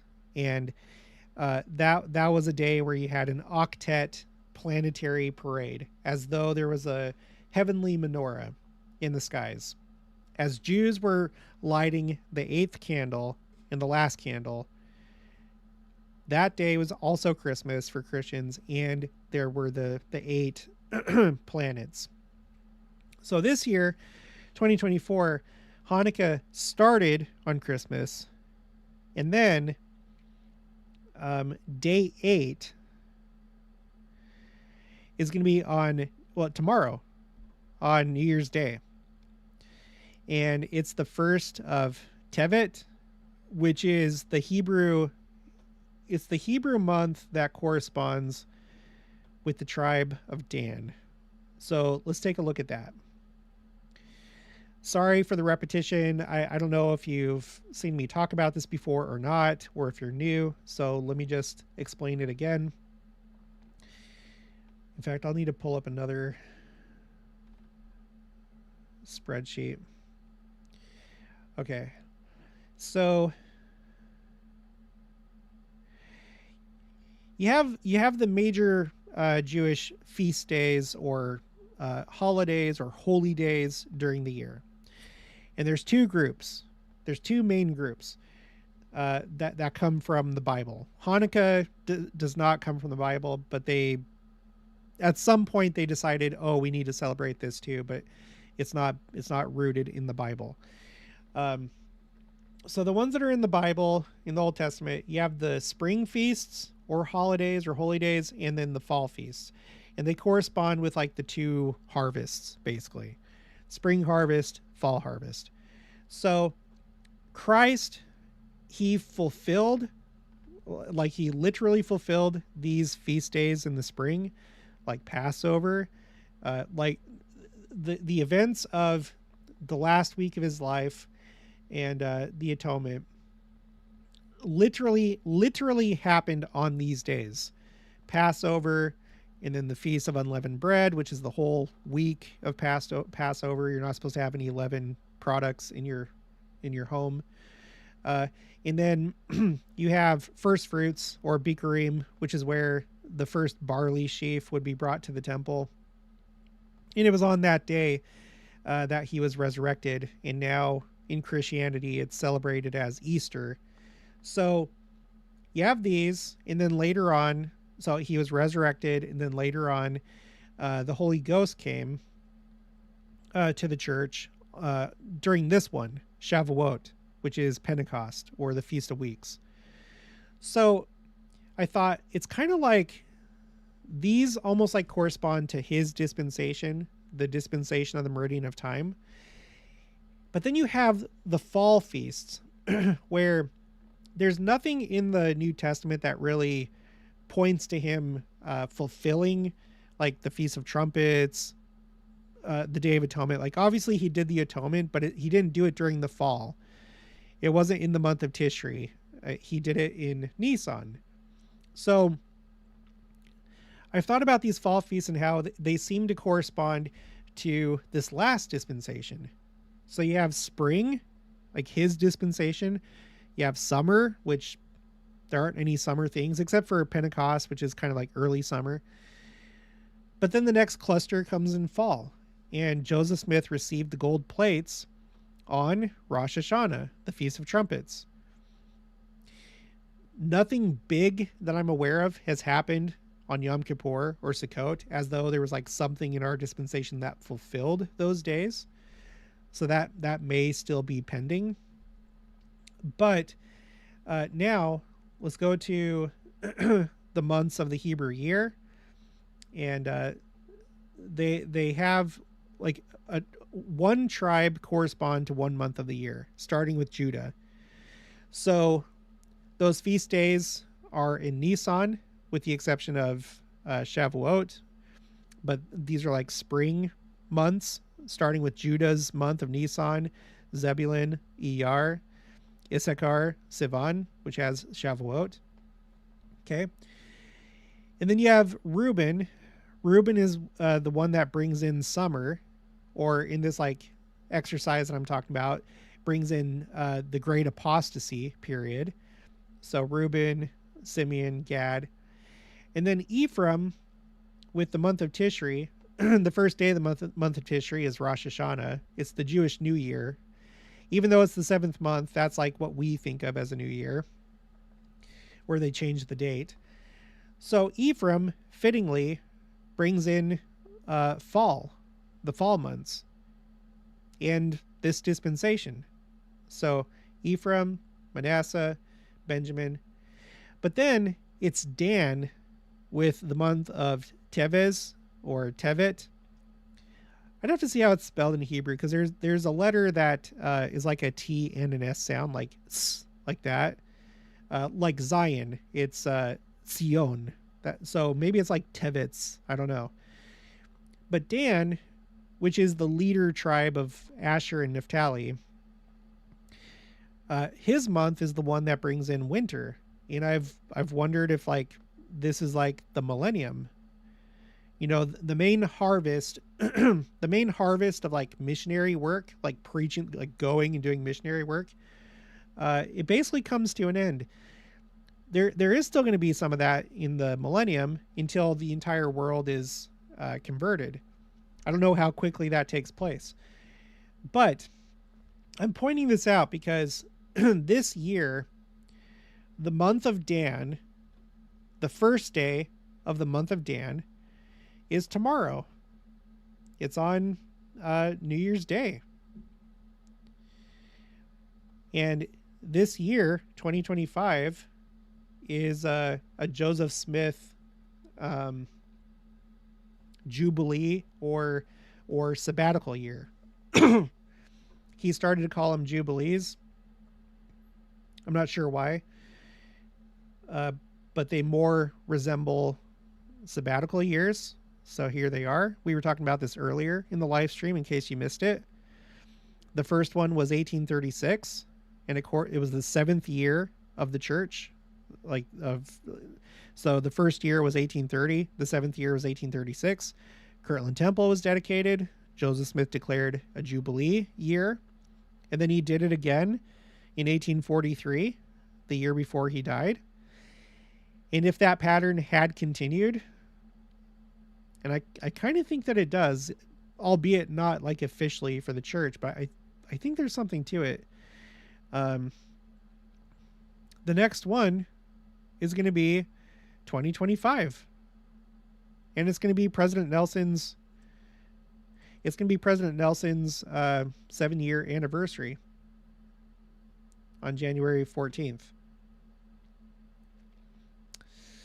So on top of that, the first day of the month of Dan, which if the second coming, if like major events of the second coming, if they're going to happen during the winter months, well, tomorrow is the first day of the winter months on the Hebrew calendar. So I don't know. And tomorrow is it's the 8th day of candles. This is crazy. Okay.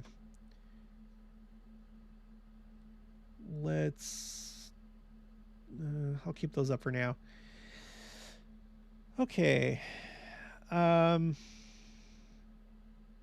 We had temple changes on Tisha B'Av. That's a day where they commemorate, the Jews commemorate the destruction of the first and second temples, as well as other tragedies in Jewish history. It was one day after President Oak's birthday. And then the next month, on September 9th, President Nelson turned 100 years old. And there was a birthday celebration. We've never had a president of the church in this dispensation reach 100 years of age. And this goes back to, like, I feel like that by itself is significant. But on top of that, you have this timeline of, like, deaths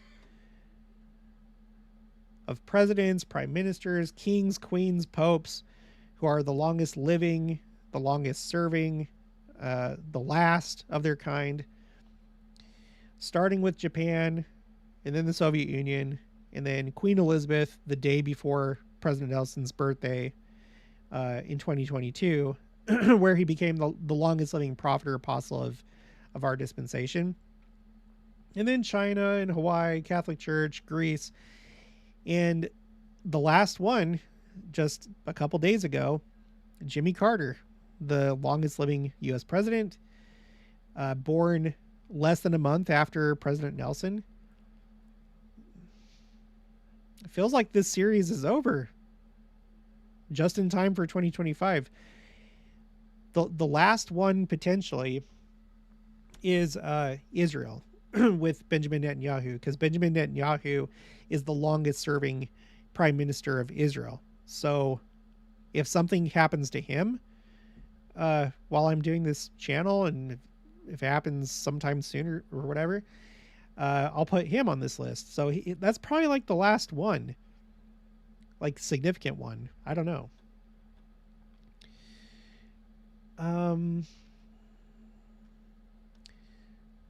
There's another assassination attempt right there.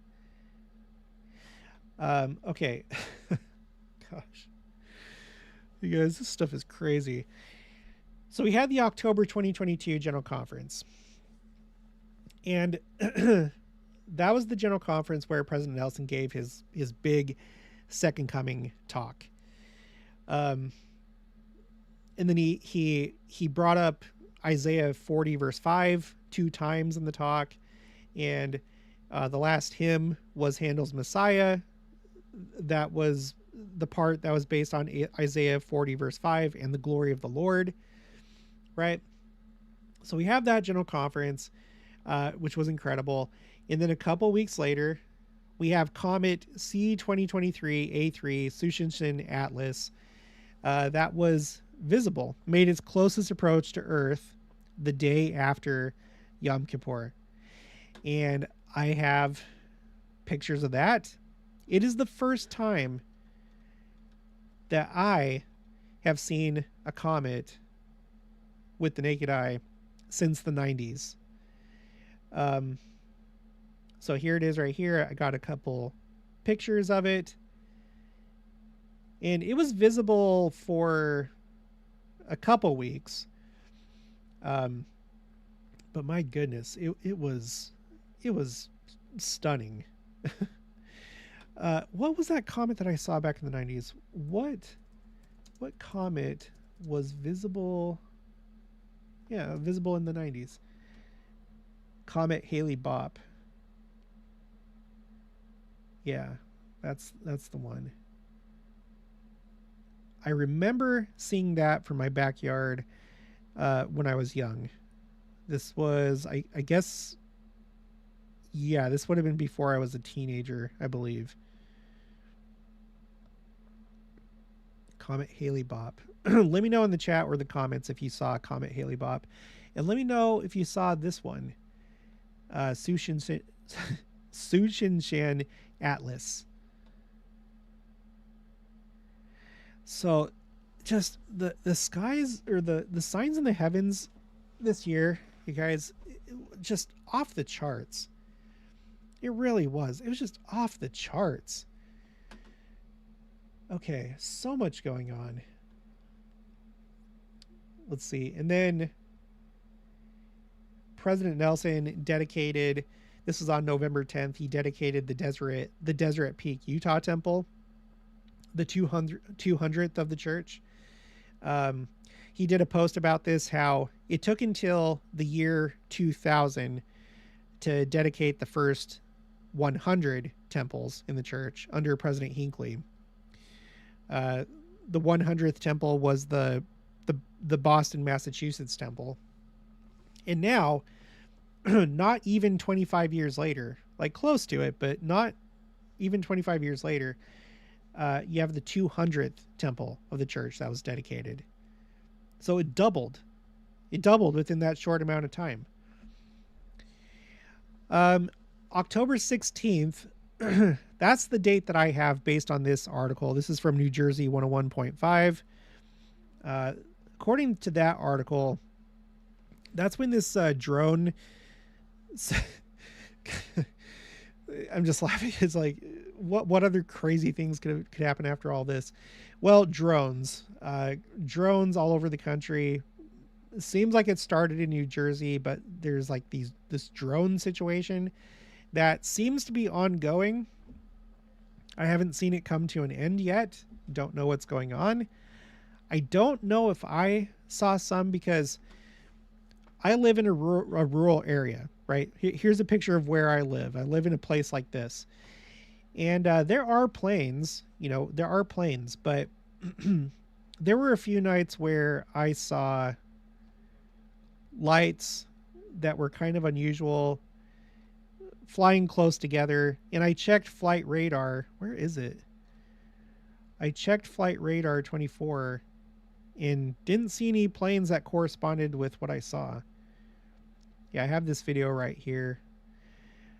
I don't know if 100% of flights show up on flight radar. I would assume that if it's an IFR flight, which is instrument flight rules, that's like when you're like flying at night, or if it's like low visibility, or just like a situation where you're flying by instruments rather than visual, or like if you're in certain airspace, it has to be IFR. Like if you're in Class A airspace, which, if I remember right, starts at like 18,000 feet.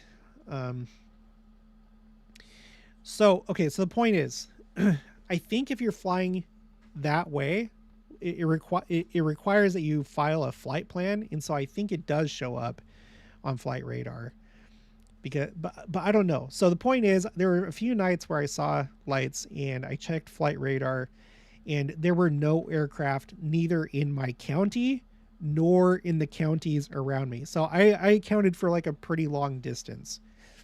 I don't know.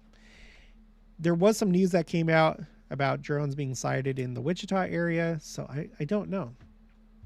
Let me know if you've seen any. Okay.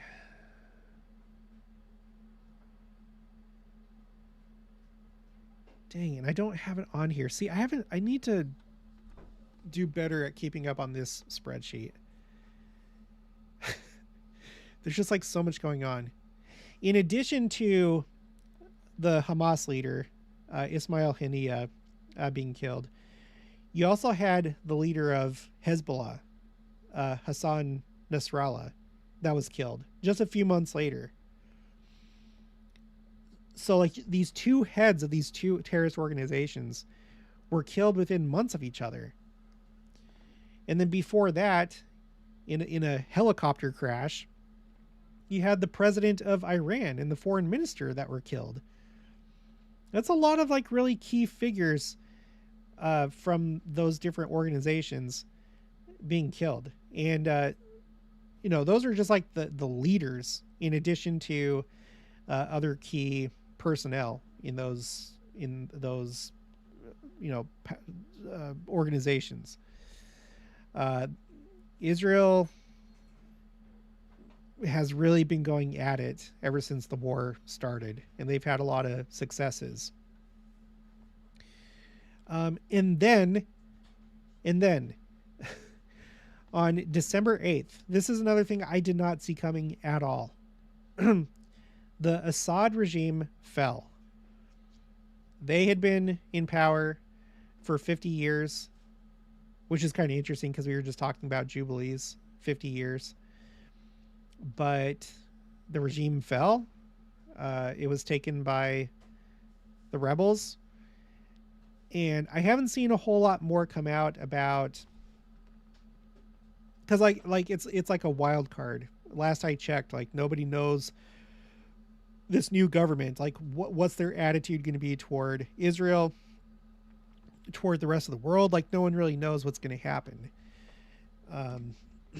So I think we're still waiting to see how that's going to play out. But Israel has taken some, I mean, they haven't like annexed any land, but they have gone into the buffer zone that was set up between the Golan Heights and Syria. There's like a buffer zone, like a demilitarized zone, I believe.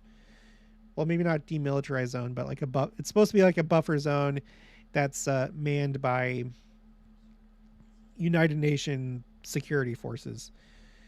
So they have taken that to ensure that the buffer zone remains a buffer zone. And they took the opportunity to destroy a lot of Syria's like military capabilities. Not that it had much of a navy, I don't think, but Israel essentially destroyed the Syrian navy or naval forces, as well as other key sites. And I think they had their eyes on like sites that had like chemical and biological weapons. I believe Syria had both. So that was kind of a big deal.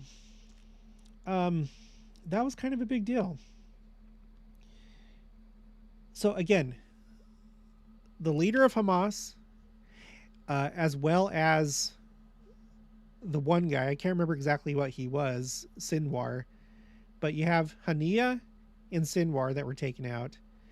And Hamas it's been like all but dismantled at this point. I know that there's still some and they still have hostages, but I mean, they're pretty well degraded at this point. And then Hezbollah with Nasrallah, and then I can't remember the name of the division or whatever it was, but there was like a Hezbollah Special Forces division of some kind that was essentially dismantled, destroyed. And their abilities have been severely degraded. They're not done yet, but like the Hezbollah is still around, but they've really taken a beating.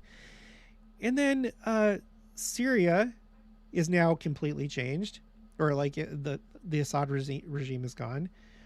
And then Iran, so there were two direct attacks from Iran. The first one that we were looking at earlier on X, and then the more recent one was a little bit more dramatic. Let me see if I can find that. It still didn't, like the second attack from Iran still didn't do as much, like didn't do a whole lot of damage, relatively speaking. But well, I shouldn't say, because I don't know exactly. All I know is that there was more damage in the second attack. But the video from that attack was biblical looking.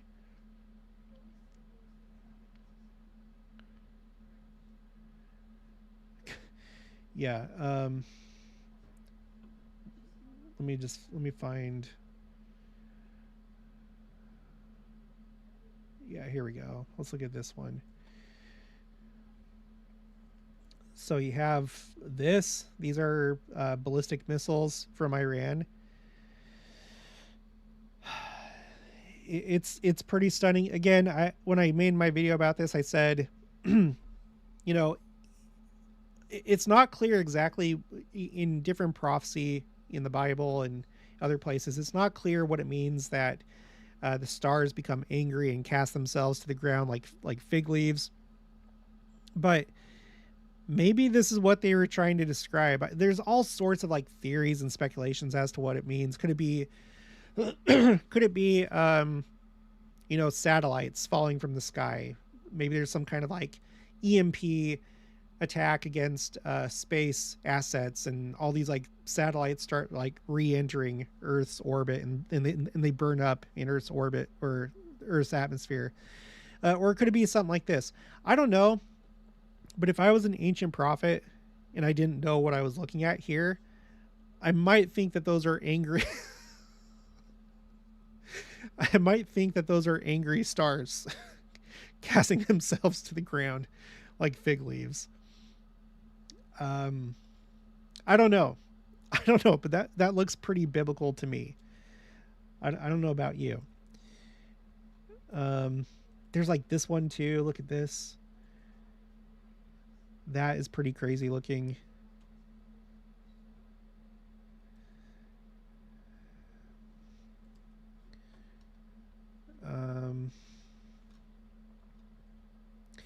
Okay, so there's more. There's more.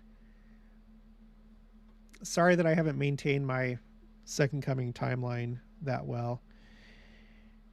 Otherwise, if I had, then I would be showing this before now, if I can find it.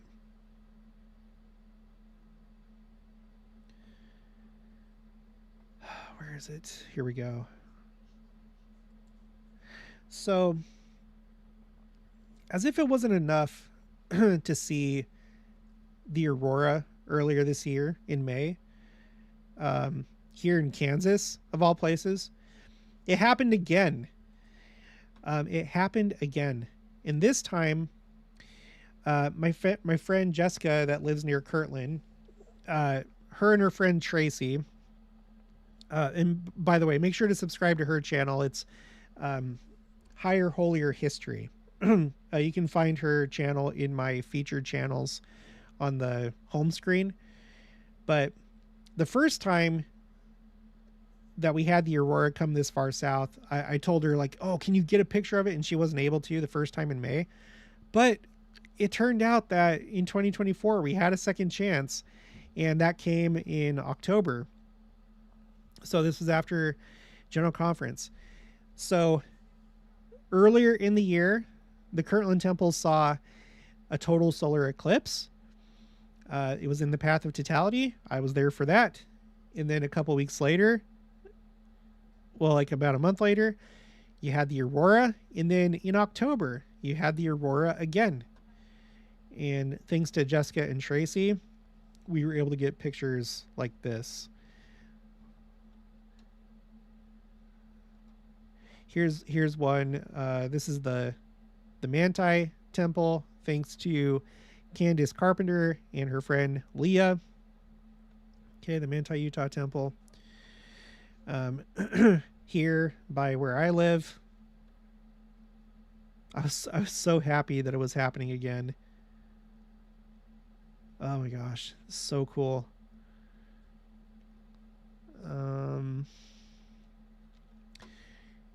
I think I might have better pictures over here on Facebook, potentially.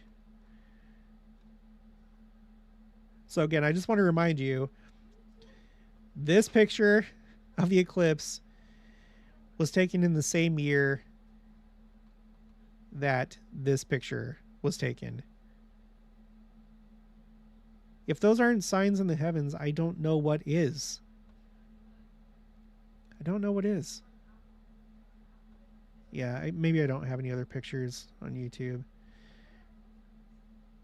And then that same month, the same month as the second aurora, you had this comet that was visible to the naked eye. I'm just trying to see if there's anything I missed.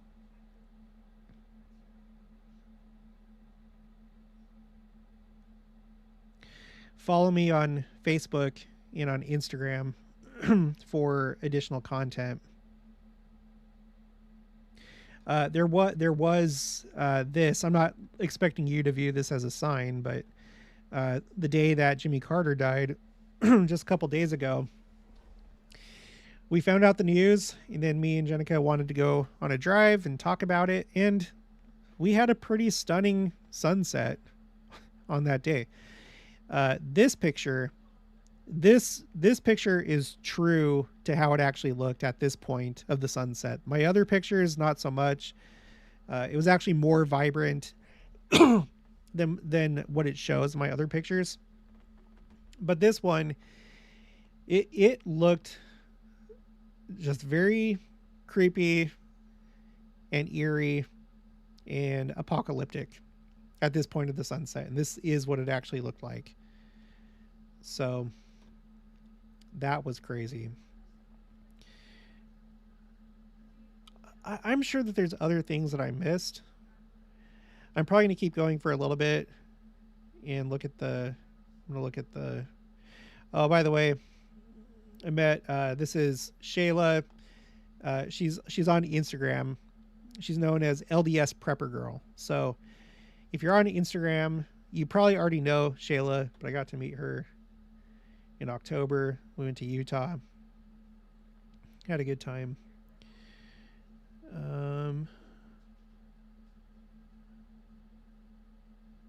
Oh yeah, this this is from the day that this is most likely, I believe, the strike that took out Hassan Nasrallah, the leader of Hezbollah.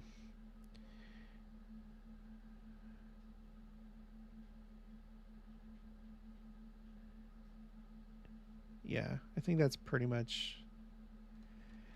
I think that's pretty much it. There was... Okay, like I said, there were what I felt were a lot of signs that are like U.S. specific. Like... Let's see, let me go to signs.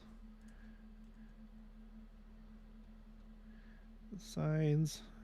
United States.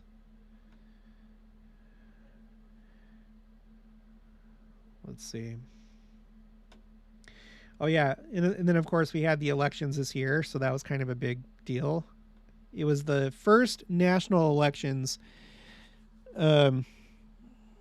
since the ones in 2022, which was not for the presidency, it was for members of Congress. But in 2022 on election day, we had our first ever election day blood moon lunar eclipse. So that was the elections preceding the ones that we had this year. I feel like that's probably not a good sign. Okay. Oh yeah, there was this. One day after the Kirtland Temple reopened, you had this incident with the Francis Scott Key Bridge in Baltimore, which is very close to Washington, D.C.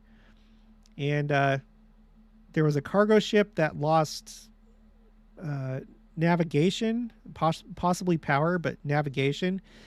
And it rammed into this bridge. And the bridge is named after the person that wrote the American national anthem. This was actually brought up in conference in Elder Stevenson's talk, because he did a talk about bridges, and he was like, I already had this talk written before the Baltimore incident, but it's interesting that it played out that way. And Jen with Christian Fire Poppy, she did a good video about bridges and about this, so you might want to check that out. And then in New York City, so you had this picture that caught the Statue of Liberty being struck by lightning, which it's always struck by lightning. I realize that. But whenever you get like a picture of something that looks dramatic, that's something that you may want to pay attention to. I'm not going to pull it up. Sorry, it's too much work. But it happened, and it made the news. AccuWeather picked it up, and they were like, "Hey, look at this." And usually, simple things like that will put ideas and feelings into people's minds, and therefore, it can be used as a way to communicate. The Lord communicating to his children in a way that they understand. Yeah, that happened on April 3rd.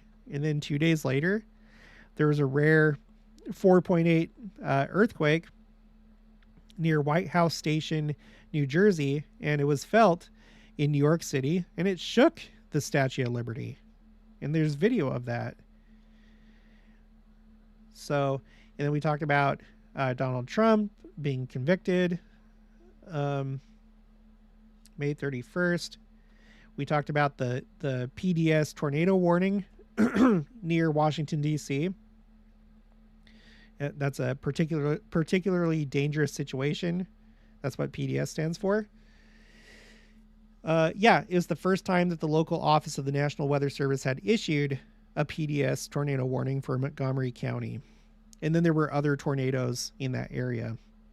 This was part of the tornado outbreak that started in the Salt Lake Valley. In that same month, there was like this story that came out about this Abraham Lincoln wax statue that melted. It kept melting. They kept trying to do things to make it so it didn't melt, but it did because of the extreme heat. I guess I'll pull that one up. Let's just do it. And it looks kind of... So there's the statue. And then...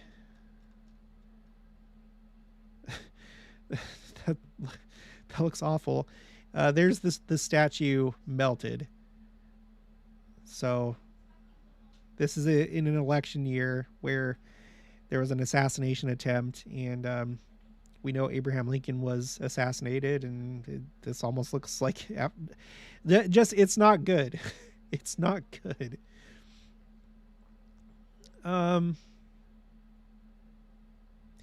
Yeah, there was a bright daytime meteor that passed over the Statue of Liberty in July. So the month of the 4th of July, here's the references right here if you want to double check that.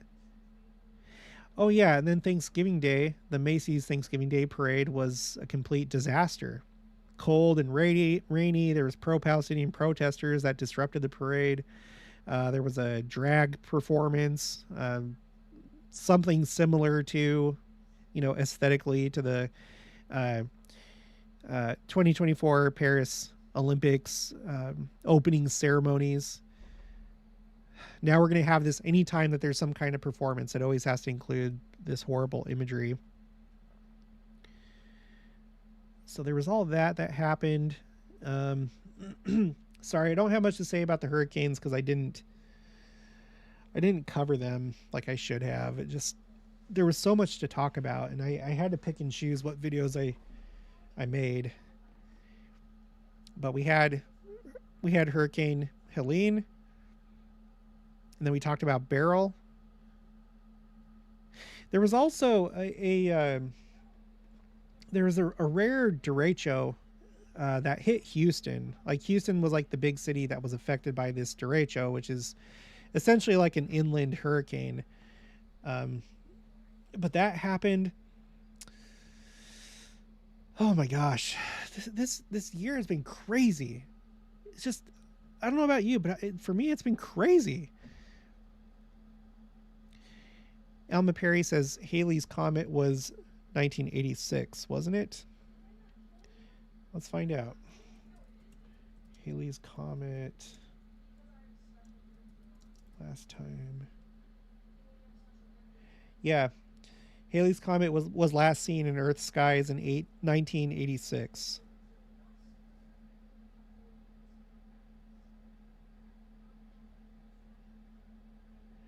It's the only comet that's consistently visible to the naked eye from Earth.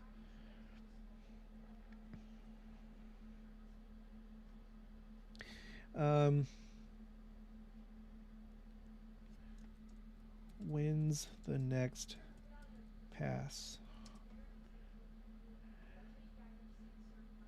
Oh, the next time for that is going to be 2061 for Halley's Comet.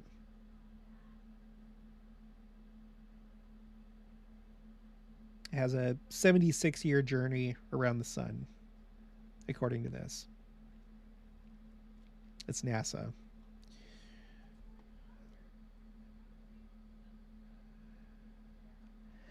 Like, it's hard for me to even wrap my mind around everything that's happened this year in the church, in Israel, in the world, in the heavens.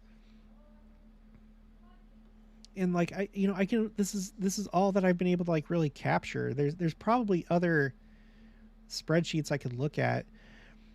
Wildfires, I didn't see much by way of wildfires this year, with the exception, let me show you, with the exception of the Texas Smokehouse Creek fire.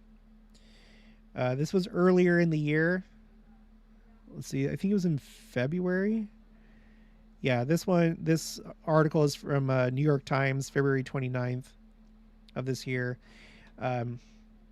So if you're new, if you haven't seen this spreadsheet before,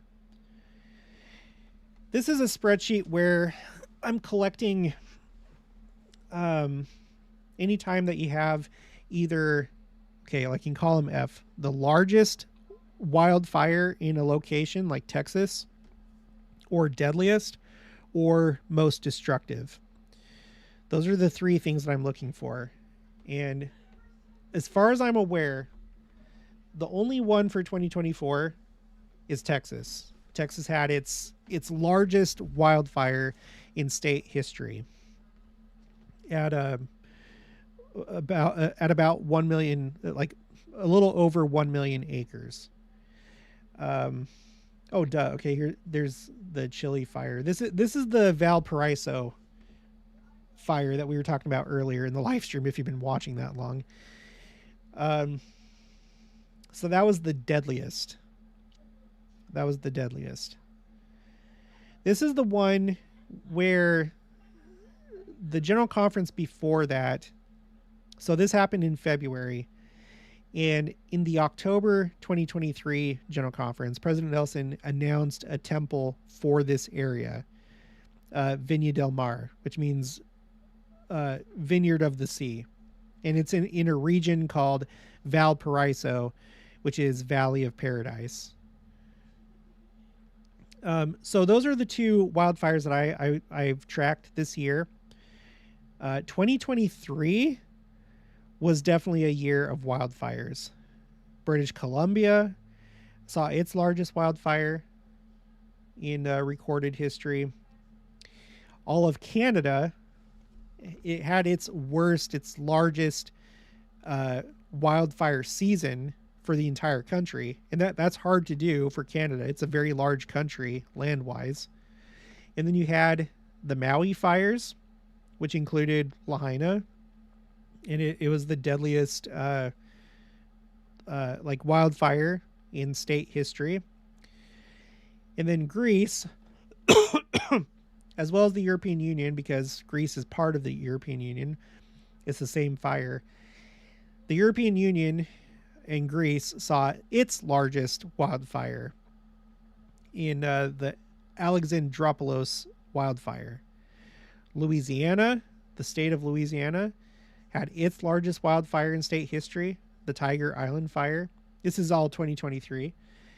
And then Nova Scotia had its largest single wildfire in the Barrington Lake fire, as well as Nova Scotia's worst wildfire season for Nova Scotia in 2023. So 2023, with what I'm tracking, was the worst year so far with wildfires.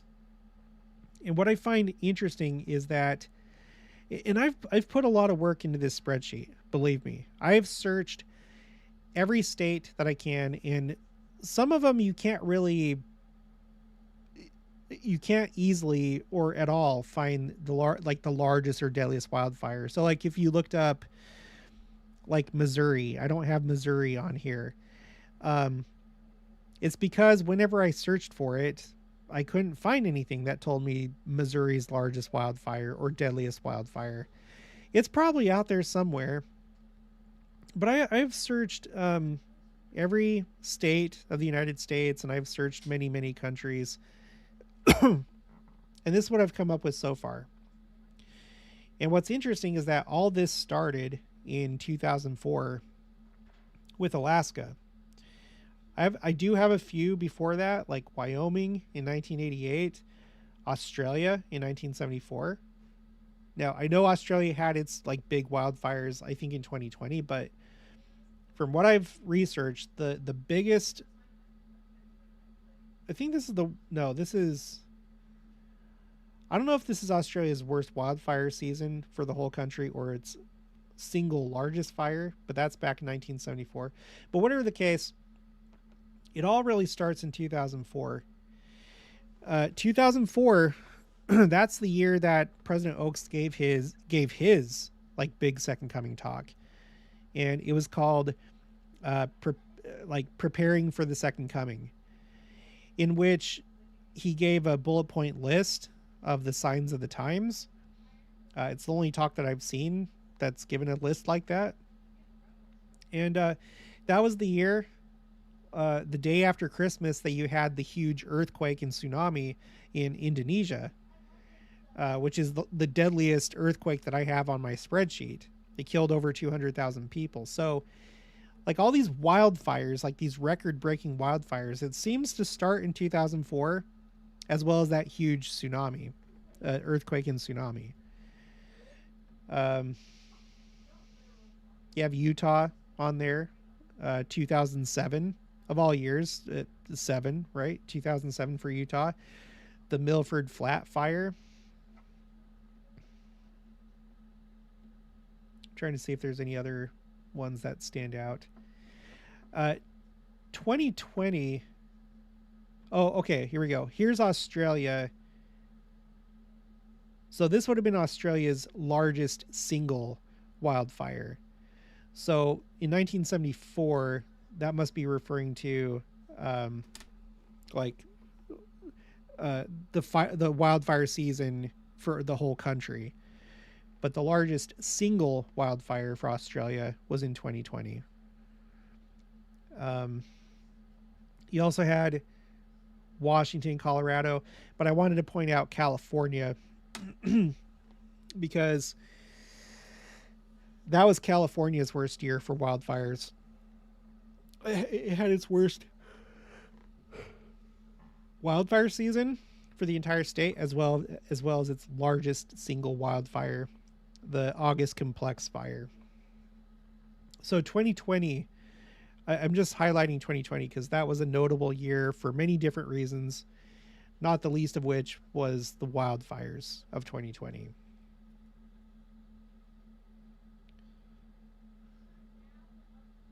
So yeah, it seems to me that 2020 and 2023 were the biggest years for wildfires, for like record-breaking wildfires. But this year, not so much.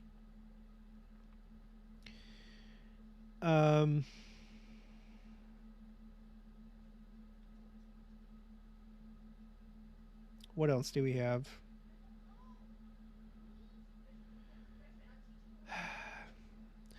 Gosh, well, let's just do some work. Let's just do it. Let's do some work. Let's update my earthquake spreadsheet.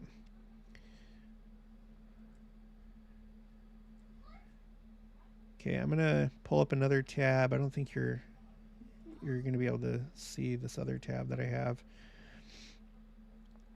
I'm gonna go back and forth between them. So let's see, 2024 earthquakes, Wikipedia, because we did recently have a deadly earthquake in Vanuatu. Oh, it wasn't really that deadly though. It just says 14.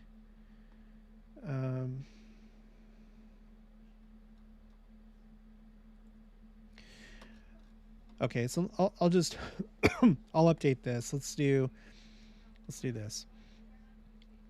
Okay, so 10. We've had 10 earthquakes this year in the 7.0 to 7.9 range. 90, 6.0 to 6.9. 1266, already have that. And then that's already, because it probably just hasn't been updated. So okay, let me I'll add up the death toll from these earthquakes on this Wikipedia article. 504 plus 18 plus 14, it's 536. So the total death toll this year for earthquakes, this is like earthquakes where at least 10 died. So there's only been 3. The first one was okay. I'll bring it over here so you can see.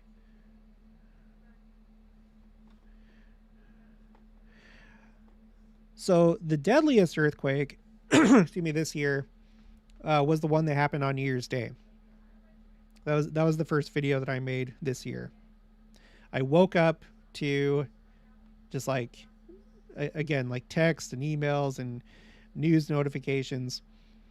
So the earthquake that started this year in Japan was the deadliest with 504. And then there was one in Taiwan. Yeah, I remember that. I think I made a video about that. I seem to remember pictures from that earthquake, but that killed 18. And then this most recent one on December 17th in Vanuatu. Is that how it's pronounced? 14. So yeah, so that's it. So these are the updated numbers. So as far as like earthquakes go, it wasn't like that bad of a year compared to like last year. 536 total compared to 64,000. That was that like mostly from that Turkey Syria earthquake last year. The single deadliest this year. So now the number is 504. So that's the, okay. 504 from the Japanese earthquake on New Year's Day. The deadliest years, so I only have data going back to 1985. I'm relying on Wikipedia, which I'm not like writing an academic paper. I'm not doing a scientific study, so it's good enough for our purposes. The deadliest was 2004. We were just talking about that. That's the year that President Oaks gave his Second Coming talk, and this was the day after Christmas in Indonesia. And then the second deadliest was in 2010. Excuse me. 2010. That was the Haitian earthquake, and that killed over 200,000 people. It's kind of interesting that the two deadliest years, the first one was 20 years before 2024. So it's just like a, even numbers, 20 years before 2024. So President Oaks gave a big Second Coming talk that year. It's probably like the most Second Coming focused talk that he's ever given that I'm aware of. And then 20 years later, President Nelson gives his most focused Second Coming talk. It's kind of weird. And then 2010, you had the second deadliest earthquake in Haiti. And then 10 years later is 2020. 2020 was a big year. I don't know. Like, were these somehow foreshadowings? I don't know.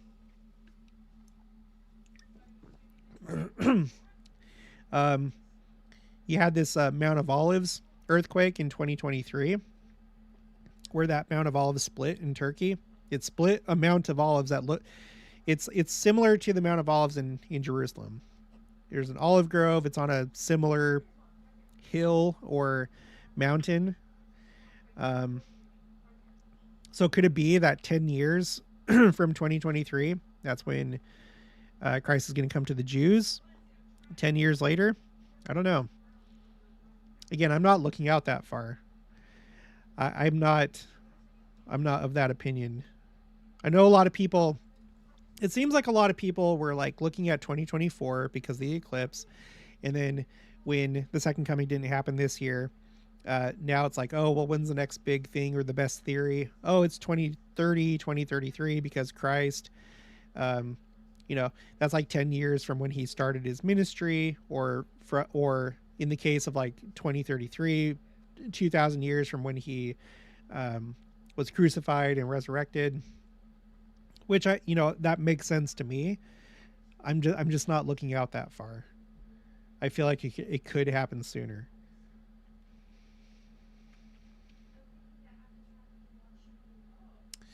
So, okay. So that's what it looked like with earthquakes. Let's look at hurricanes. 2024. No, not. I've got to go to two places for this. 2024 Atlantic hurricane season. Wikipedia.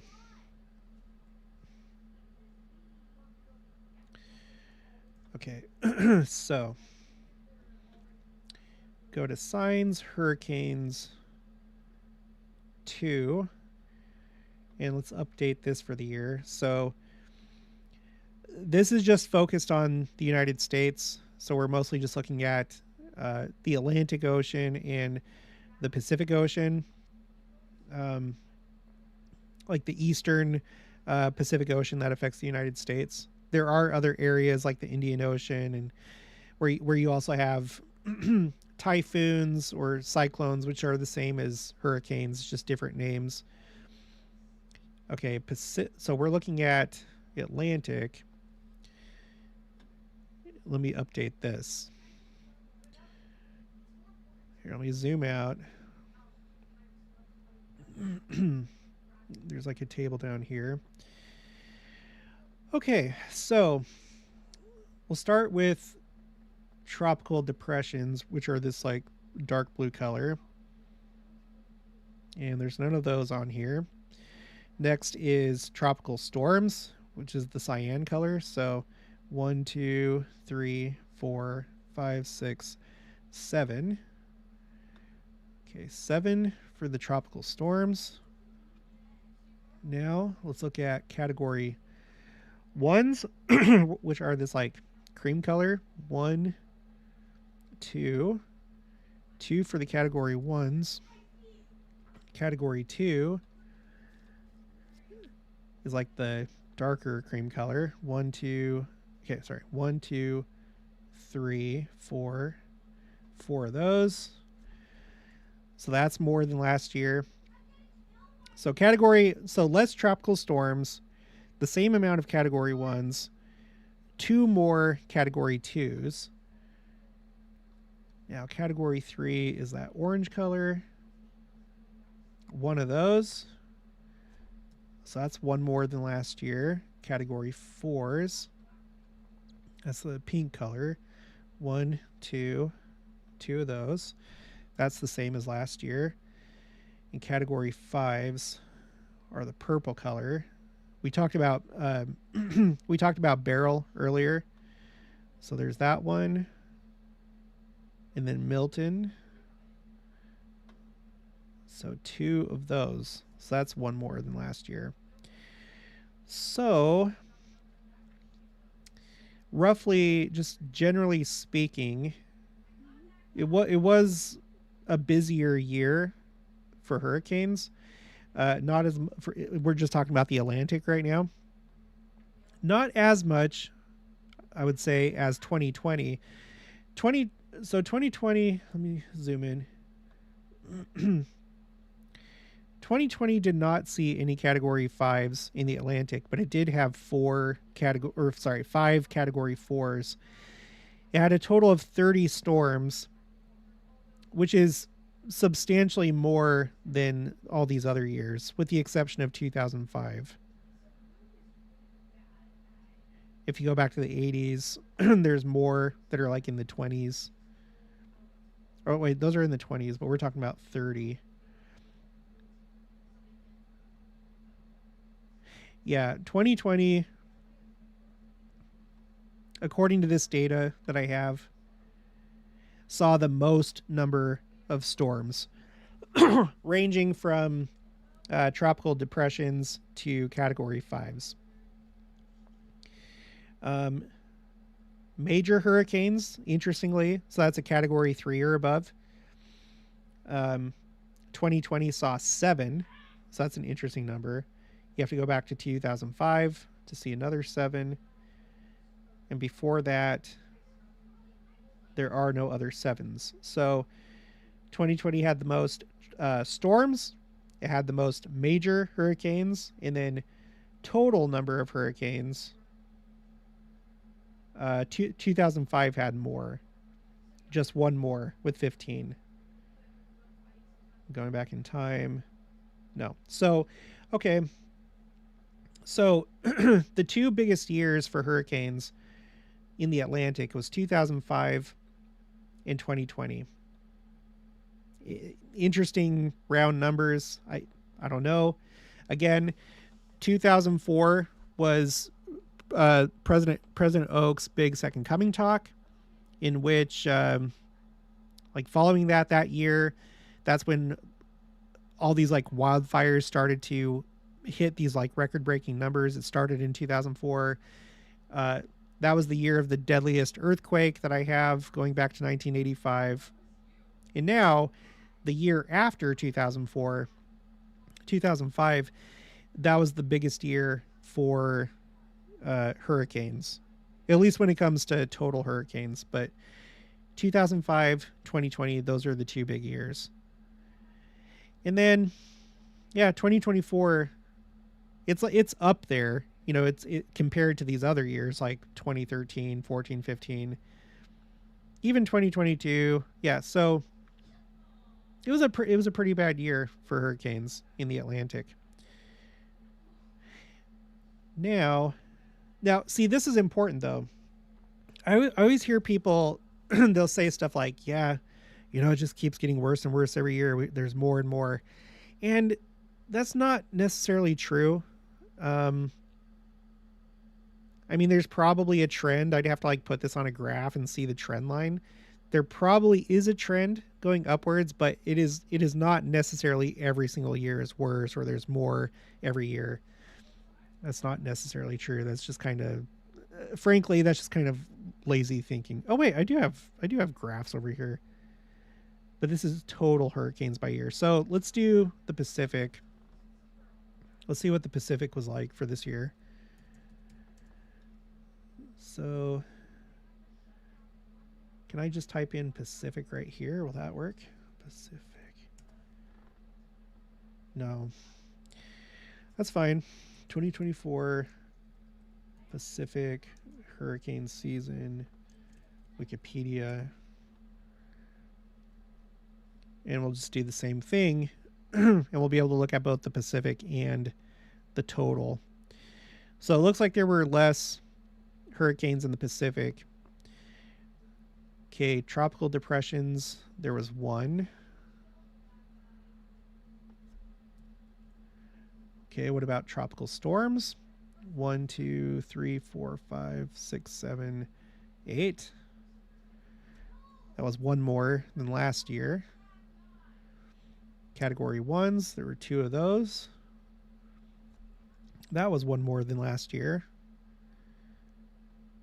Category 2s, none of those. There's a 3, which is the same as last year. There's one category 4, which is 4 less than last year. And then there's one category 5. Christie was the name of that one. So the Pacific was definitely probably like less than average this year. For the Pacific, the big years were 2014 and 2015, 1990, 1992. Okay, so now we can look at the total between those two. And combining them together, 2021 was kind of big as far as like total hurricanes and major hurricanes. That was President Nelson's first year as president of the church. Between the Atlantic and Pacific, it had the most category 5s. You have to go back to 2005. And that's it. So 2005 and 2018 when it comes to category 5s.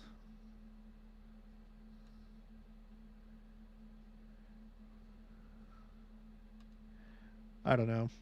Let's go look at this. So this is total hurricanes by year between both Pacific and Atlantic. And there is an upwards trend line right there. Okay, this is major hurricanes, which is category 3 or above by year. There's definitely an upwards trend in major hurricanes. Some people may say it's because of different like reporting methods or observation methods or, instruments. I don't know. I don't know. This is something that Joseph Fielding Smith actually addressed. And also, no. Also President Oaks. Let's see. Dallin H. Oaks,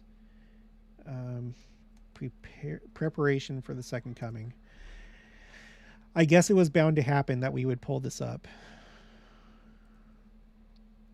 So he pointed this out, reporting. Yeah, look at this. So both him and Joseph Fielding Smith have said the same thing. Let me just read this. These signs of the second coming are all around us and seem to be increasing in frequency and intensity. For example, the list of major earthquakes in the World Almanac and Book of Facts 2004 shows twice as many earthquakes in the decades of the 1980s and 1990s as in the two preceding decades. It shows further sharp increases in the first several years of this century. The list of notable floods and tidal waves, which there was a huge tidal wave the day after Christmas of 2004, after he gave this talk. The list of notable floods and tidal waves and the list of hurricanes, typhoons, and blizzards worldwide shows similar increases in recent years. Increases by comparison with 50 years ago can be dismissed as changes in reporting criteria, but the accelerating pattern of natural disasters in the last few decades is ominous. Okay, so he does acknowledge reporting criteria, but he talks about how in recent decades you can't really do that. So, and you can see it here. Even if I were to exclude these years, what year is this? 1986. I mean, you can tell right here, just like focusing on this. If you just focus right here, you can see that there's still a trend line. I'm not going to like go through and do that, but you can tell there is an increase from, say 1988 until now. There is an increase. You can see it. And then, so this is major hurricanes. This one is total storms. So it would include category 3 and below. And it would also include tropical storms and tropical depressions. And you can see if you just focus on these years, again, this is probably, that's 1988. You can see that there is still a trend. Yeah. Yep. So I forgot. I think I have. No, this is earthquakes. So this is earthquakes death toll by year. So this is death toll. So you have these like two really deadly earthquakes. The one in 2004, the year that he gave that talk, and then 2010 in Haiti. And then there was, I'm not so sure which one it was in 2008, but there was either one deadly one or a few deadly ones. And then the one in 2023 in Turkey, in Syria, that split that Mount of Olives in two. Total earthquakes 6.0 and above by year. This doesn't seem right. This doesn't seem right here. So there's probably like a gap in the data or missing data. So this one, I don't know. It seems like the trend line is probably accurate, but who knows? This goes back to 1984. This is earthquakes 5.0 or above by year. That's all that I got. I would tend to think that probably is roughly accurate, though, as far as the trend line goes.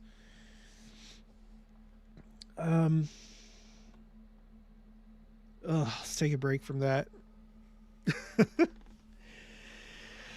Oh, I love doing this, but it is a little bit of work.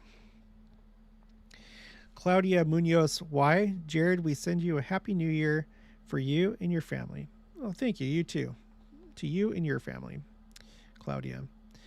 Eric Sanchez, I would like to translate your videos to Spanish so other parts of the world can hear and interact. Yeah, I don't know. I don't know what to do about that. Janet Manning, Jared, thank you so much for your live stream. Thank you, Janet. Jan, happy new year to you and Jenica and your family. I don't know what those things are. Is it like I don't know. Is that like a thing, like a confetti ball? Like you open it up and let me see. I've been curious about that emoji for a while. Confetti ball or a balloon? No, it's like a ball that's like cracked open. Yeah, it says confetti ball emoji. I don't think I've ever done anything with a confetti ball. Have you guys ever used a confetti ball? I don't think I've ever seen these in my life.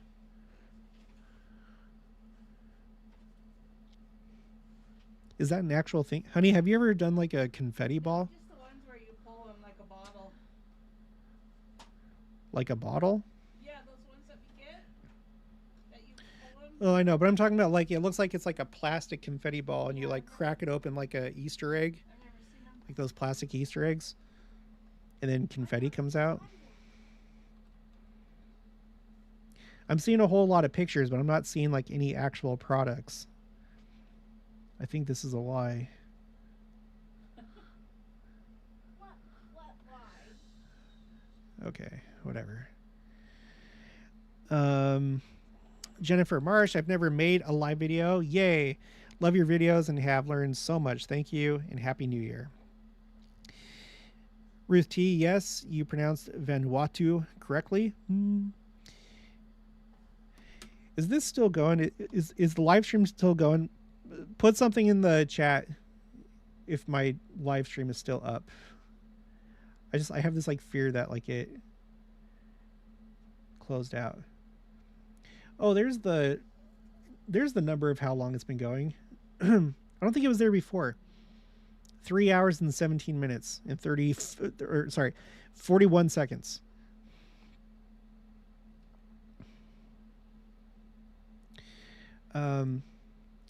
Jack Fair says, what you're looking at is a party blower, not a confetti ball. Well, no. Because look, that was like the actual name of the emoji.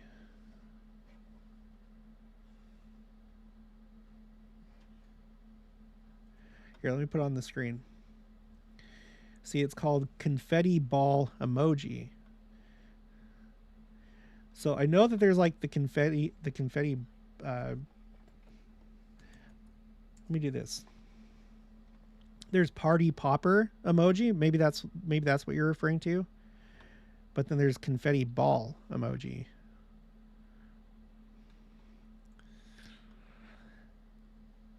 Okay. People are reassuring me that I'm still live and nothing went wrong. YouTube didn't get tired of me in my live stream automatically.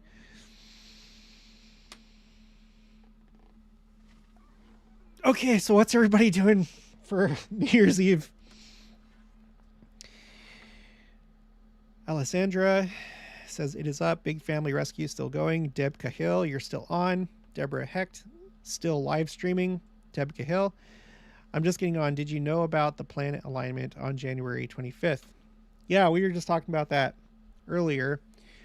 But what I didn't do earlier is check to see if that happens during any special time. Why don't we take a look at that? So on hebcal.com, so we were talking about the month of Tevet, how that's the month of Dan. Like according to Judaism, that's not like our doctrine, but in Judaism they would associate this Hebrew month, the month of Tevet, with Dan, and that's the first like winter month on the Hebrew calendar. And this year it just so happens that the first day of that month is the first day of January. It's on New Year's Day. And it's also the 8th day of lighting candles. So that planetary alignment happens on so it's the 25th, which is on the Jewish Shabbat. And it also happens to be Mevarchim. Sorry, let me try and do it the Hebrew way. Let me get the back of my throat all moist to make this sound. Mevarchim Kodesh Shabbat. So, what is that? Usually you can click on these, but it doesn't. Okay, let me refresh it. No? Okay. We'll probably have to look at kabod.org. It seems like it's probably a special Shabbat or Sabbath. Shabbat Mevarchim Chodesh. Shabbat is the Shabbat before Rosh Chodesh, or the start of the Jewish month of Shabbat, where the congregation blesses the new month. Oh, okay, so it's just on Yes, I'm human. Every Shabbat blesses the week that follows it. The spiritual work we do on the day of the spiritual work we do on the day of rest fills our gas tank with blessings to last us through the next 6 days. Once a month, however, we have the opportunity to fill an even larger tank. Shabbat Mevarchim, the Shabbat before the start of a Jewish month, is known as Shabbat Mevarchim. Okay, so that's all that is. Okay. So, and then President Nelson's, oh, I didn't think about it this way. It's interesting. President Nelson's anniversary, his 7-year anniversary, is going to be on the 14th. And because the month of Tevet starts on the first day of January, it is also the 14th of Tevet. So his anniversary is on the 14th of our calendar and the 14th of their calendar this year. What did it look like? What did it look like in 2018? Let's take a look. So 7 years ago, on the 14th of January 2018, President Nelson became president of the church. And on their calendar, it was the 27th of Tevet. So a little bit interesting, because you got a 7 on the 27th, and then on our calendar 14, which I think is interesting. You have 2 7s. You think about Joseph Smith; he was 14 years old when he had the first vision. So, and again, 2018 was the last Joseph Smith Jubilee year, if it had continued every 7 years. That was the last one.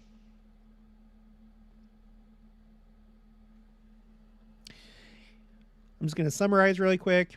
He declared the first one in 1836 in conjunction with the dedication of the Kirtland Temple. And then he declared the next one 7 years later on April 6th in 1843. And if that had continued every 7 years, then President Nelson became president of the church on the 27th sabbatical year, or Jubilee year, of Joseph Smith. And then next year, or tomorrow, 2025, is the next one. and it's his 7-year anniversary on the 14th.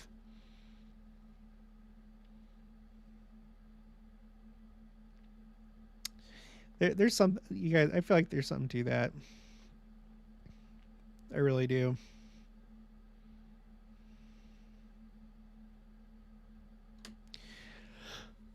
Okay. Oh gosh. Sorry, running out of energy. I don't know if I'll have energy to stay up tonight now.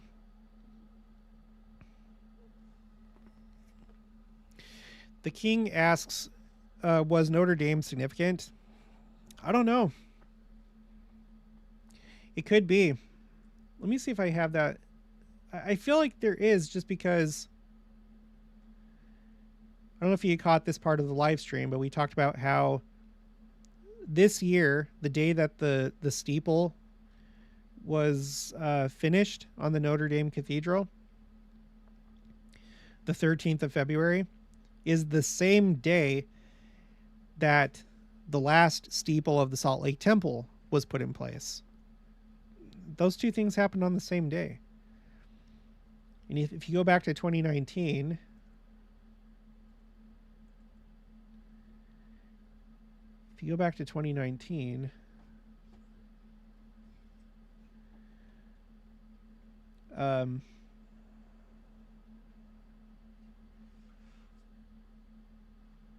oh, interesting. So on March 9th, 2019, President Nelson met with the Pope. And the Notre Dame Cathedral caught fire 1 month later. On the next day, after meeting with the Pope, that's when the Rome, Italy temple was dedicated. And it was around this time, when they were there in Italy, that they recorded the video about the living Christ. They did like a compilation where they took, like, each of the 15 took a little part of the living Christ, and like they made like a video compilation of all of them.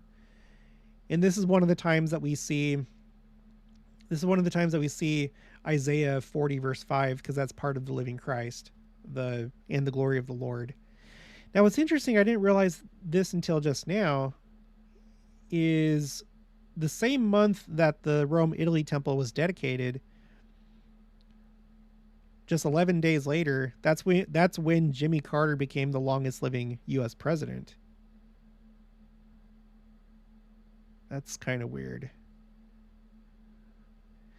The Notre Dame Cathedral opened up this year. I can't remember what day, but I know that there was like a celebration.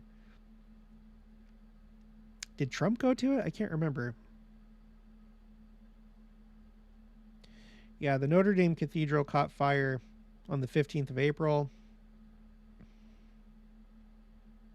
So it's like you have these like two. So you have this prominent cathedral. I'm sure like virtually everybody in the world knows about the Notre Dame Cathedral. It's very famous.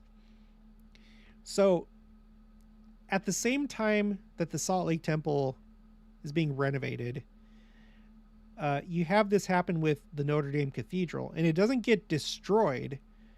You know, if you're looking at this symbolically, it's like it doesn't get destroyed. It gets renovated. And I've talked about on the channel before how I wouldn't be surprised if a lot of these buildings, if later in the millennium at some point, in the process of time, if they are converted into temples. You know, it was during one of the Christmas devotionals that President Oaks was pointing out these cathedrals. He made it part of his talk, and he showed a picture of the Notre Dame Cathedral.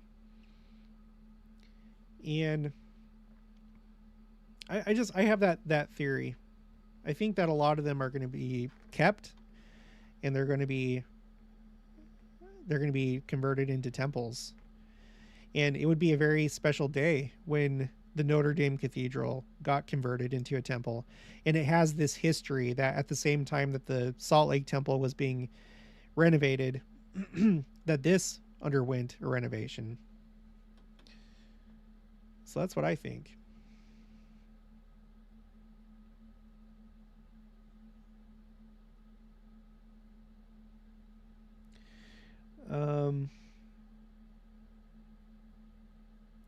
President Nelson announced the Salt Lake Temple renovation October of 2018. When did the renovation of the Salt Lake Temple start?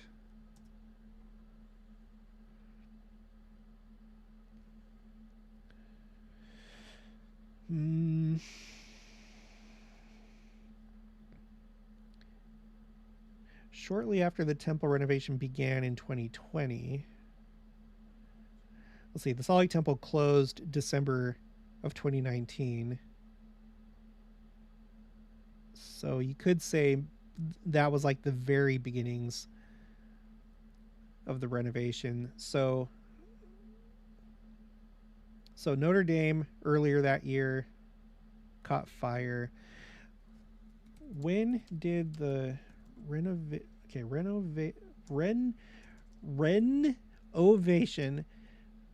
of the Notre Dame Cathedral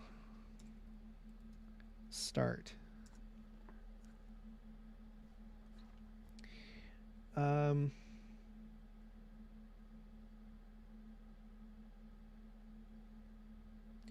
On June 8th, 2020, construction resumed. Oh, wait, no. Okay.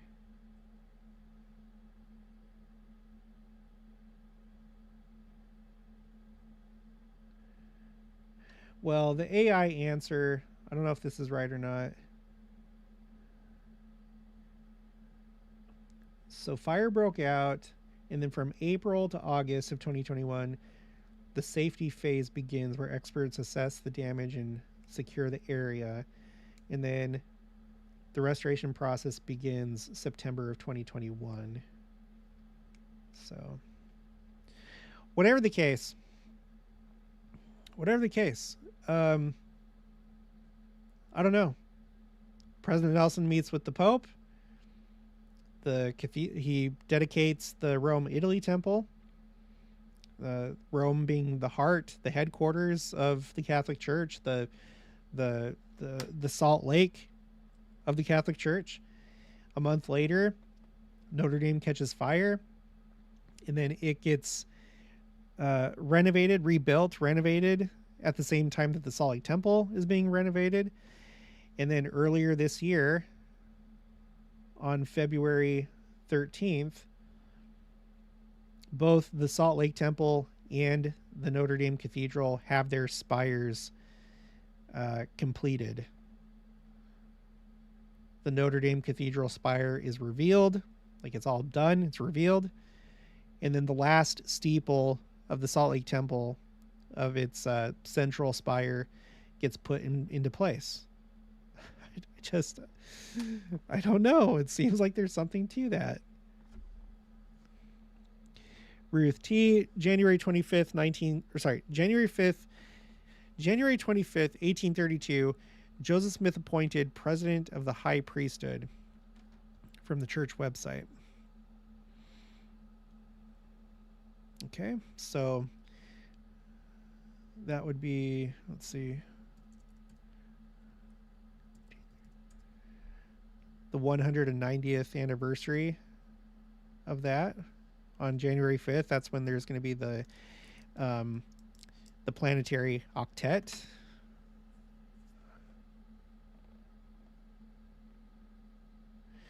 Arlene Anderson, I've always felt that as Christ took upon himself our sins at Gethsemane when he was 33 or 34 years old, his second coming could possibly be 2033, 2034. Yeah, it's possible. Ruth T, church history topics, first presidency, referring to my post above. Oh, okay, that's where you, okay. Jack Ferris, I'd say instead of coming in 2033, 2034, like you said, he'd want to come earlier than that so he could celebrate the anniversary with everyone. Yeah, I mean, who knows? The one thing that I do know is this. Um, let's go to quotes, common misconceptions.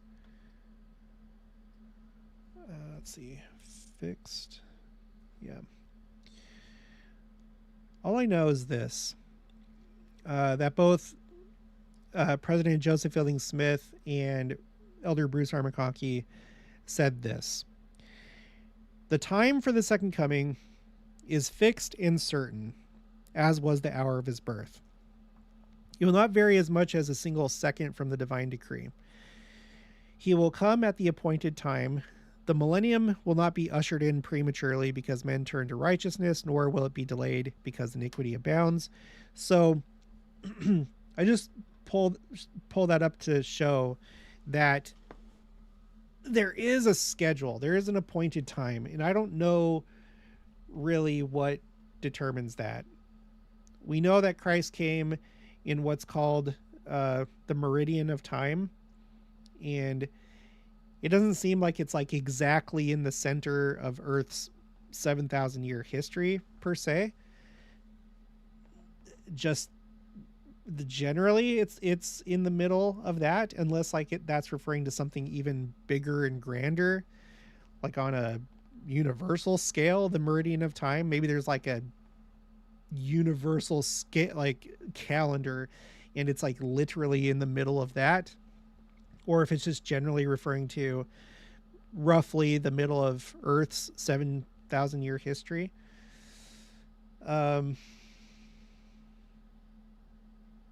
But obviously a day was selected for a certain reason, whether it's like mathematical or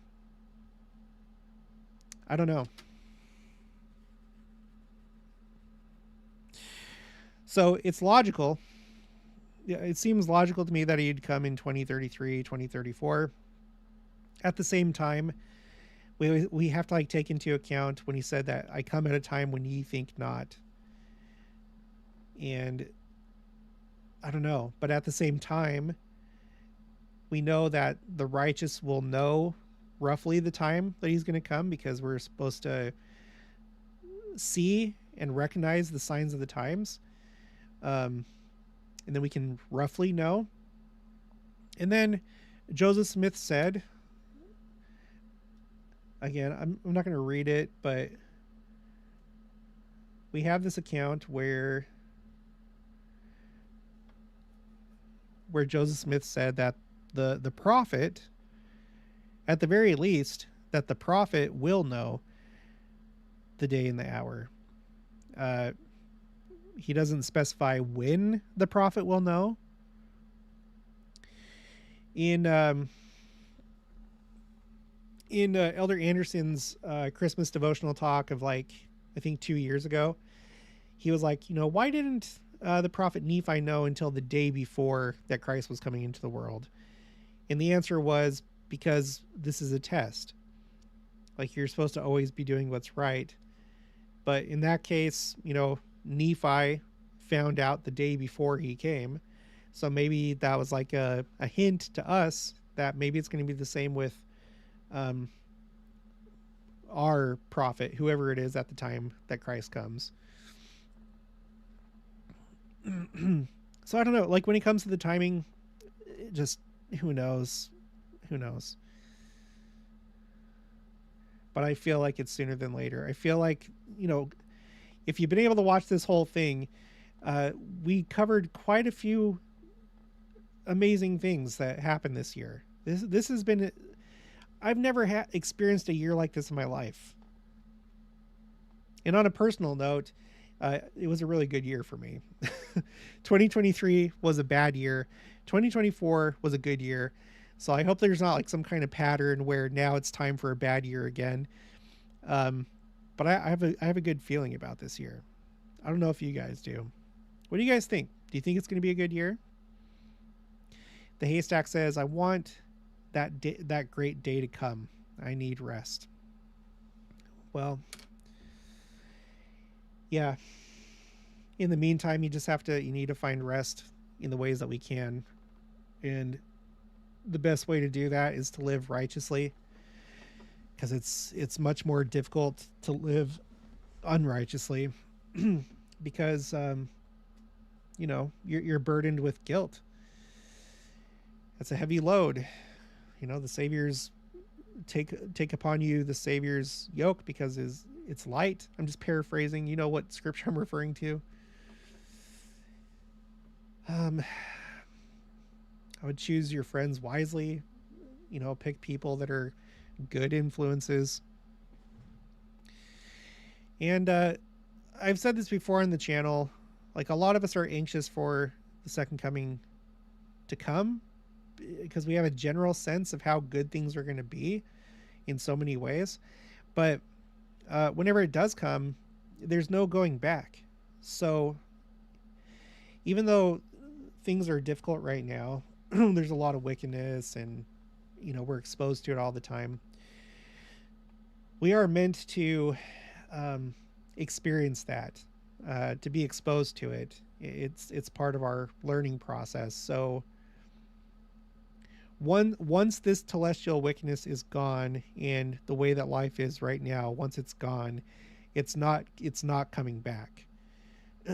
So maybe take in these experiences that you're experiencing right now, that all of us are experiencing, pain and suffering and wickedness. And I would turn it into a win-win situation. For example, like, I feel like my channel is doing really well. I'm excited about my channel. I'm excited about our family and goals that we have in the near future. I'm excited to, progress in different ways. And so if the second coming doesn't happen next year, then, it's a win because, I can focus on these goals that I have on this side of the second coming, and just see how far I can go, how much I can grow and progress. But if it does happen, then it's definitely a win, isn't it? It's a win. You just have to make sure that you're ready for it. So, and then the haystack says 2025 is being called a square year. Lots of symbolism there. Is it because of like why?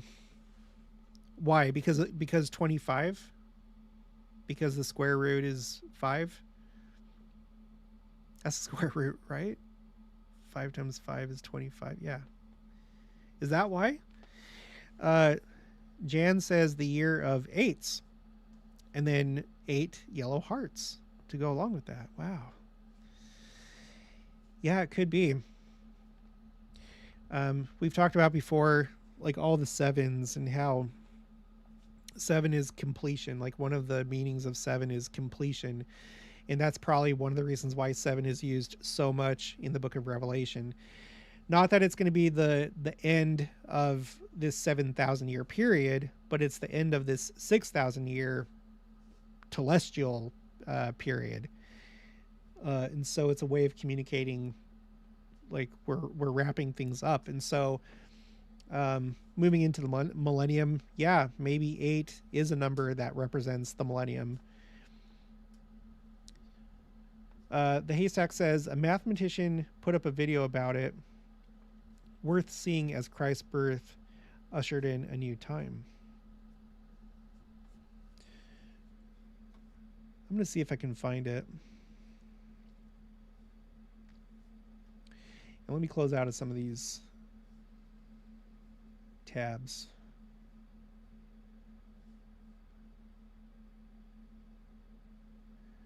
Give me just a second, you guys.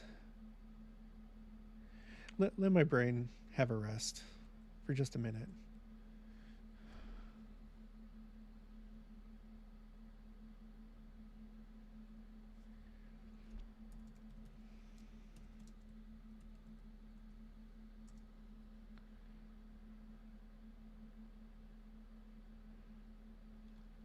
Dang it.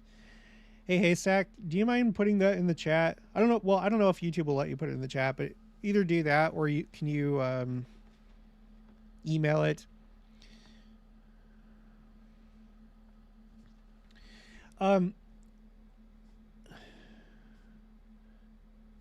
Tammy Christensen says the square root of like 2025 is 45. Interesting.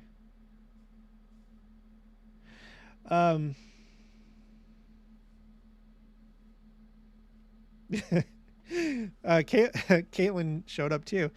Caitlin from Anticipating Christ's Return is here, and she says, "Hey," with 2 exclamation points. Don't want to go too heavy on the exclamation points. Keep it modest. I was reading something recently about I think Judaism, or just the Bible in general, that the concept of squaring a number is it does something. What does it mean? I just read something recently about that. Okay, there's the rest of those exclamation points. 1, 2, 1,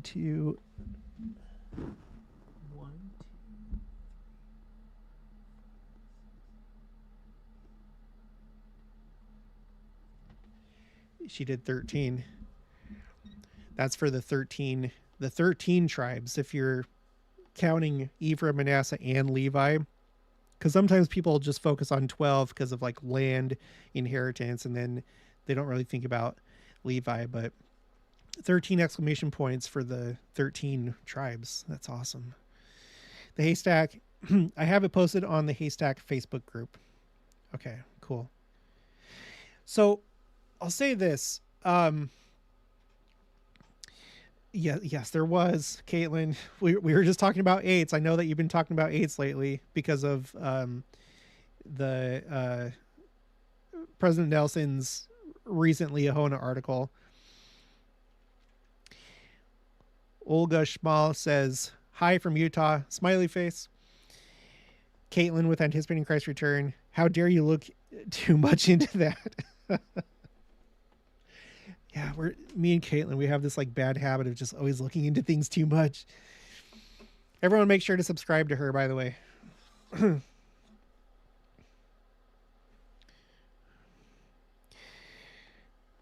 So 25. Okay. So look at this. Look, people have different kind of like approaches when it comes to time. Because like you always have the people, and it's fine if you're this way. There's people that are like, they like to think like, well, Christ was not born on April 6th some people say that he wasn't born on April 6th, like members of the church. Sometimes he goes further and it's like, well, it wasn't in the year 1 BC. Because remember, there's no year 0. So born in the year 1 BC, April 6th, and then a year later is April 6th of the year 1 AD, and that's when he turns 1 year old, and therefore the first year of our Lord. And the second year would be the second year of our Lord, all the way until now. So this year he would be turning 2025 years old on April 6th. Okay, so and I know sometimes people put a lot of attention on the Jewish calendar. I always look at it because I think the Lord speaks to the Jews in a way that they understand with their calendar. But when it comes to us, like the church today, I feel like he does things according to our calendar. And I feel like the church believes that our calendar is correct, which I know it's hard to believe because it's like, oh, all this time has gone by and things have been messed up. There's been different calendars, different whatever. But the church seems to treat our calendar as though it's accurate. And even if it's not, the Lord may just be like, look, this is the calendar that you're using, and I want this to be simple so that the largest number of people understand. So when we think about the Living Christ Declaration that was put out, it was put out on January 1st of the year 2000. So since there was no year 0, that wasn't like the actual like year 2000 or the like that like in a millennium had gone by. It would be the year 2001 because there was no year 0. So people will say, well, the real year 2000, the real millennium started the year 2001. And I understand that. But I don't think the Lord expects us, like, there's a lot of people that just don't really get that concept. And it's easier just to be like, oh, the year 2000, January 1st, the year 2000 is the new millennium that most people would recognize. And the year 2000 would be the year, if our calendar is correct, that would be the year that Christ would turn 2,000 years old on April 6th of the year 2000. So what I'm trying to say is there's a lot of like these like very even round numbers in church history. So the first vision happened in 1820. Right? It's a multiple of 10, 1820. It's easy. The church being established in 1830, 10 years later, for us in our calendar, that's easy. That's like really easy to remember. So the church celebrated a jubilee, like an actual jubilee where debts were forgiven and stuff like that, in 1880. So that was 50 years after the church was, it was like the 50-year anniversary from when the church was organized in 1830. So it seems to me like the official program, what the church is actually doing, what the Lord is choosing to do, is he's using these like simple whole numbers that make sense to us, that are just intuitive. And so with that being said, next year being 2025, pretty much everyone understands it's like, oh, we're a quarter of the way through this century. 2025, everyone can easily think in terms of quarters and 25, and so that could be an indicator of next year being a special year, because it would resonate with a lot of people. And then this stuff right here of it being a square year, that's really cool. I'm gonna have to look into that more. So thank you, Haystack, for pointing that out. Let's see. Ryan Baxter, don't most scholars date his birth with King Herod's reign and death 4 to 7 BC? I don't know. I wouldn't be surprised if they do, but I'm always going to default with whatever the brethren say. Even if it doesn't seem to make sense in scholarly terms, and I'm okay if that's wrong, but the brethren really seem to stick with our calendar, so I'm just going to do that. Franklin Romero, this coming general conference is on April 6th. Yeah.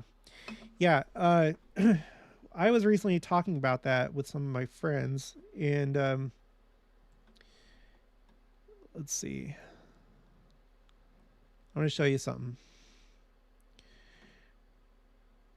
So remember, we just talked about this, but just in case you're just joining, next year is 2025 is the next Joseph Smith. I don't have a good term for this. Joseph Smith, what he was calling Jubilee years, which was every 7 years. Unlike the biblical Jubilees, which was every 50 years, he was doing like this like sabbatical year thing. Next year would be the 27th Joseph Smith Jubilee. Now, so that's interesting. But what we were just talking about is how April 6th is going to be during General Conference. I think I have this under special days.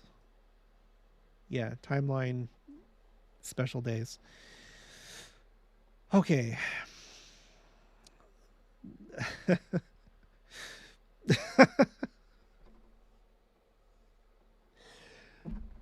What have I become? This is my life now. What have I become? Okay. So look. This is a complicated spreadsheet that tracks different things. So here's the year 2024, okay? Column A, year. Here, no, let's look at 2025. So For 2025, you have the Saturday of April General Conference and the Sunday of April General Conference, and then the Saturday of October, and then the Sunday of October. And this year, General Conference does not fall on any significant Jewish feast days or holy days or special days of any sort. In 2024, a little bit. Saturday of April General Conference was Shabbat HaChodesh. And then in October, you had Shabbat Shuvah and Zom Gedalia. I don't care to get into that right now. So as far as like Jewish days, no, nothing really. And then you have, these are like the Jewish sabbatical years. So the last time that we had a Jewish sabbatical year was 2022. The next one is going to be 2029. This year, first fruits on the Hebrew calendar and Easter on our calendar do not match up. Sometimes they do, sometimes they don't. In Judaism, this would be the Tuesday of years. Okay. Palm Sunday, there's nothing really special with Palm Sunday this year. I have Palm Sunday because recently, I think it was the April 2023 General Conference, the brethren were really pushing Palm Sunday, which I've never seen that in the church my whole life. But like you were just saying, April 6th this year, it is going to be, so here's the April 6th segment. April 6th is going to be on the Sunday of General Conference. So it's not that it's like, it'd still be interesting if it was like on Saturday, but this year it's on Sunday. I feel like that heightens it. It's like how in the April 2024 General Conference, President Nelson and President Oaks reached their 40th anniversary on the Sunday of General Conference. And it was on the 7th of April. So April 6th last year was on Saturday. This year, April 6th is on the Sunday of General Conference. So that is something to think about. And then that's not going to happen again until 2030. April 6th of 2030 is going to be on the Saturday of General Conference, and then April 6th of 2031 will be on the Sunday of General Conference. And in that year, 2031, it will also coincide with Palm Sunday. So 2031 could be a significant year. But so for this year, nothing too special other than April 6th being on the Sunday of General Conference, which I think is significant. It's not like it happens very often. So you have 2025, you have 2031, 2036, and before that, 2014. Oh, and I think I have to go through and fill in the rest of this. It's an ongoing project. So, but it's not like it happens all the time.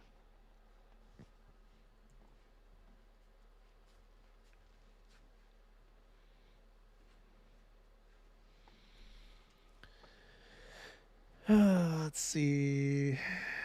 Oh, Christ Pearls is here. This is Jessica. Make sure to subscribe to her.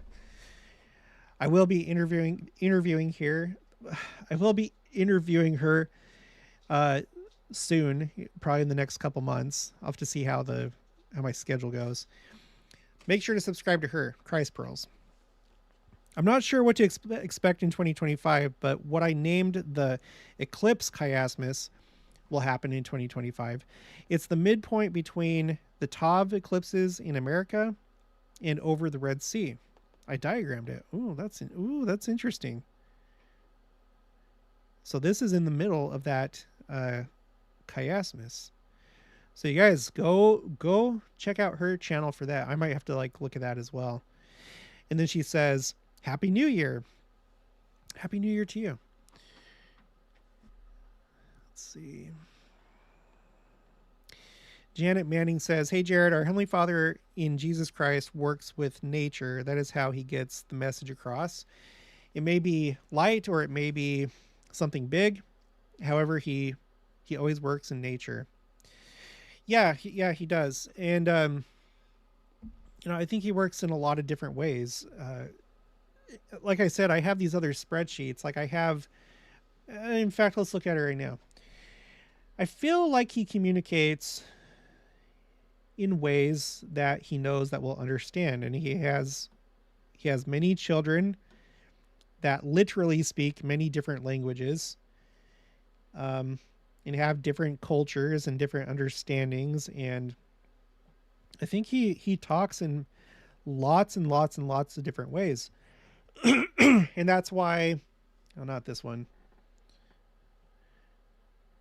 That's why sometimes what someone feels is a sign may come across silly to somebody else because it's somebody else's culture, it's somebody else's life experience. So it's like it may be silly to somebody else. That's why I have to be careful with, oh my gosh. That's why we have to be careful, sharing spiritual experiences, because it may make complete sense to you based on your personal experience, in your history of interacting with the Lord. But to somebody else, they'd be like, "Oh, that's nothing, blah, blah, blah." And it's just because it's not their life experience. They don't understand the way the Lord talks to you. So here's an example. This is my spreadsheet called Signs Jewish Specific. These are things that seem to be signs to the Jewish people and that some of them recognize as signs. A lot of them come from, like my references, come from Israel 365. I'm sure you're familiar with them. Israel 365. It's been a while since I've done any sort of like collaboration with them or anything.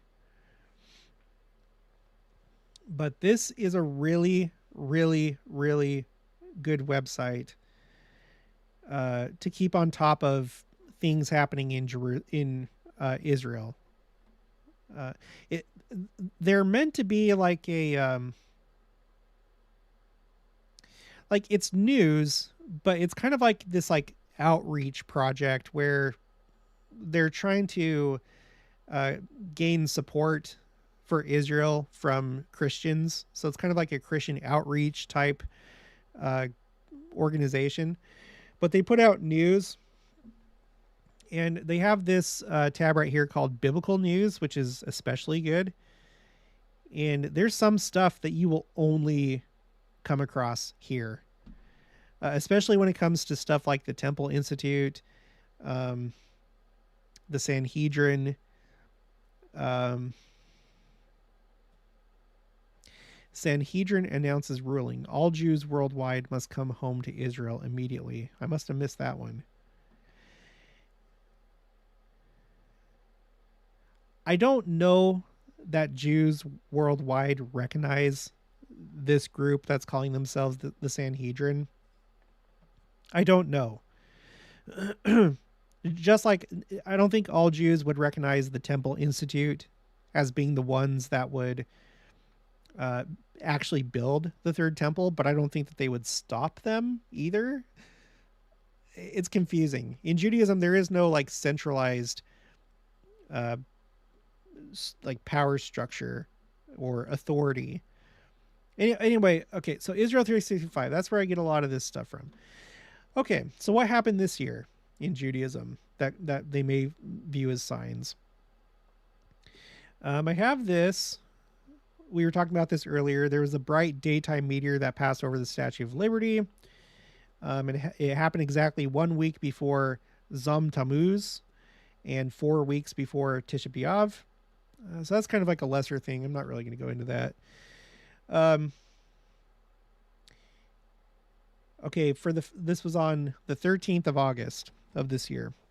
For the first time in 2,000 years, silver temple trumpets were sounded. at the Temple Mount. And it happened to be on Tisha B'Av. That's the day on the Hebrew calendar that they commemorate the destruction of the first and second temples and other tragedies in Jewish history.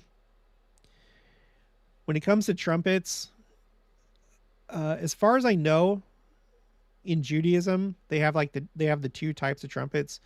They have the shofar, which is a ram's horn, and then they have these silver temple trumpets, and this is the one that we're probably more familiar with because on our temples that have a statue of the angel Moroni, it's like this style of trumpet that he's blowing, and it's used for different things. In this case, it says right here, to blow the silver trumpets in times of war and trouble for the Jewish people. So, you have this war going on in Israel. It's a little over a year old at this point. It started October 7th of 2023.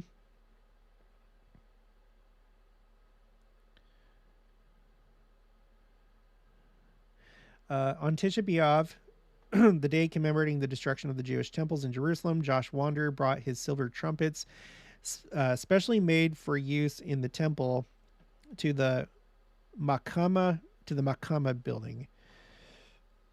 Built about 700 years ago, it is currently used as a border police station. The building faces the Western Plaza but juts out over the Temple Mount.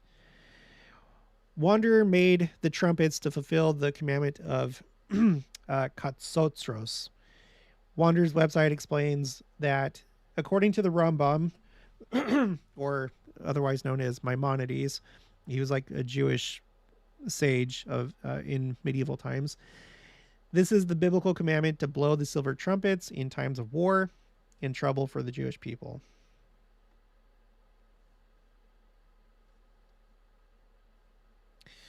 So that happened. According to this article, the first time in 2,000 years. And there's a lot of those, by the way, recently.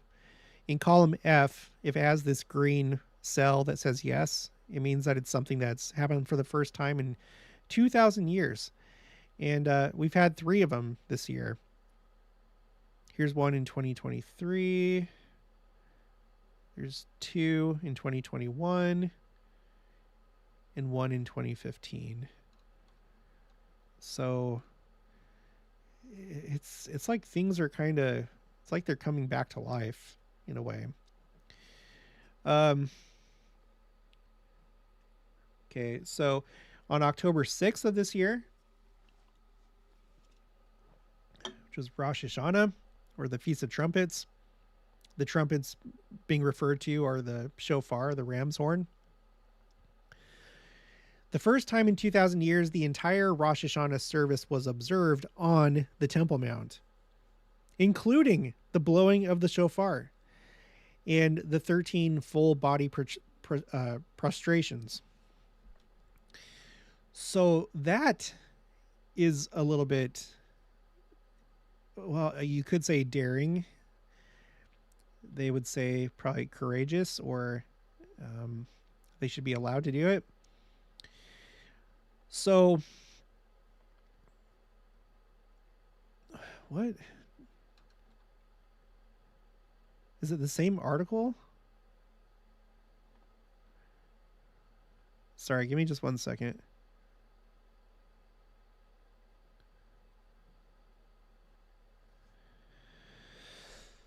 Oh, I think I have the wrong reference. Let's do this. Rosh Hashanah, Temple Mount, full body prostrations.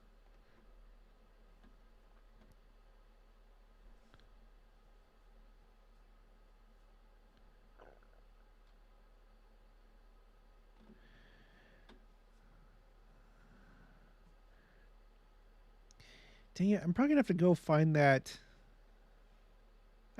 I think there was like a video of it.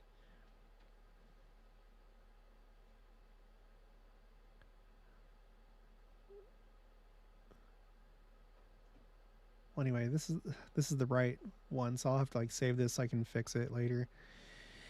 Anyway, having the entire Rosh Hashanah service on the Temple Mount, that's huge because there's been this like progression of Jews going up to the Temple Mount and doing more and more things. First, from what I've studied, the way that it's gone is like this. Like at first, they could pray like silently. I think like you not saying anything out loud, just silently. But then it started to become like verbal, and then there's just more and more things. Like they started doing the full body prostrations, which I think you can only do at the Temple Mount if you're Jewish. Like if you're Jewish, you're on the Temple Mount, you're supposed to do a full body. And instead of like kneeling, you put your entire body on the ground, like face down and your hands up like that. So they started doing that. And now you have this, like the full Rosh Hashanah service on the Temple Mount. So it's just like it's getting more and more and more. They're getting more and more daring and explicit, basically.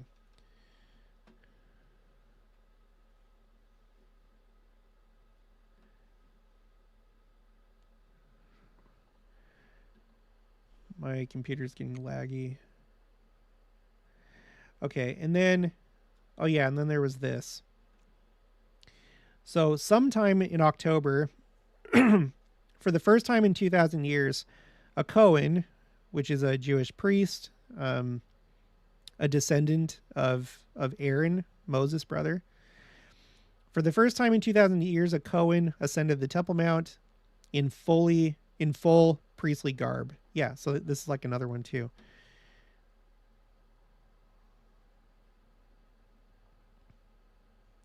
Why does it keep taking me to this? Because look, it right here in the link, it says full dress Cohen cited. Why does it keep taking me to... Let me do this. I'm going to close out of those. We'll close out of this.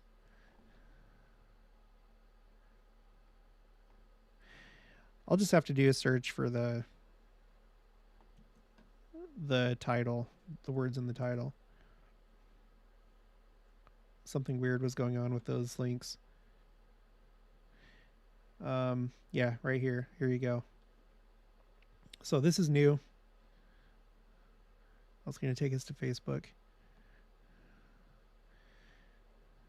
So there he is in his priestly, or you could say temple clothes, because this is what they would wear at the temple.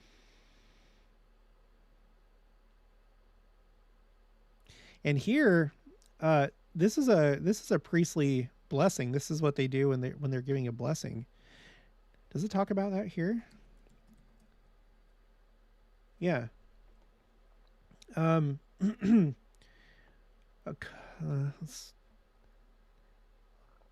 view post. Okay. Another first on the Temple Mount. So this is a Facebook post by the Temple Institute. A Cohen, a modern day descendant of Aaron, brother of Moses, the first Cohen, Gadol, or the first high priest, wearing completely kosher bigdei, kahuna, priestly garments produced by the Temple Institute, ascended the Temple Mount last week, where he administered the priestly blessing, Birkat Kohanim, Numbers 6, verses 22 to 26, alongside his fellow Kohanim, blessing his fellow Jews. The times are a-changing.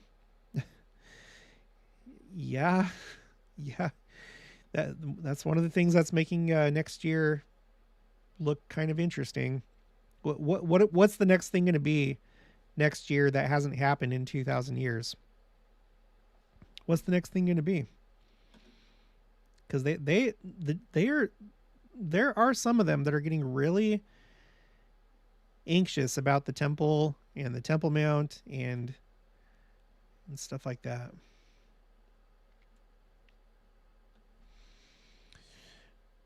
Okay.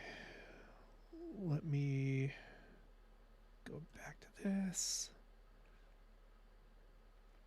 Oh, now we're at 4 hours. This is crazy. Oh, I might wrap it up. I'm kind of, man, I'm losing steam. Let's just see if there's anything else to talk about really quick. Rachel or Rochelle McNutt. Jared, as you were speaking regarding numbers, it came to me that the numbers may not mean much in regards to Christ's return, but boy, the God is focused on our Savior. Yeah, I don't know. They may or may not. But yes, we definitely are looking at second coming things. Bob Werner, are we still streaming? Yes. Can you guys see me? Did you lose me? Hunter Draper, last survivor of USS Arizona died this year too. Utah and Arizona are the only sunken ships still at Pearl Harbor, and both of their last survivors died this year. Interesting. Yeah, that is interesting. Man, I feel like there's something to that. Like, what are the chances of that? Okay. Brian Baxter, thanks for taking the time. I've cleaned out a lot of my garage and attic. Oh, good job. Yeah. Getting ready for the new year. Kaylin asks, you've been doing this for 4 hours? Yep. There's been a lot to talk about. There's a lot to talk about. It's been a crazy year. And of course we had to go off on all these different tangents too. So that helped with that.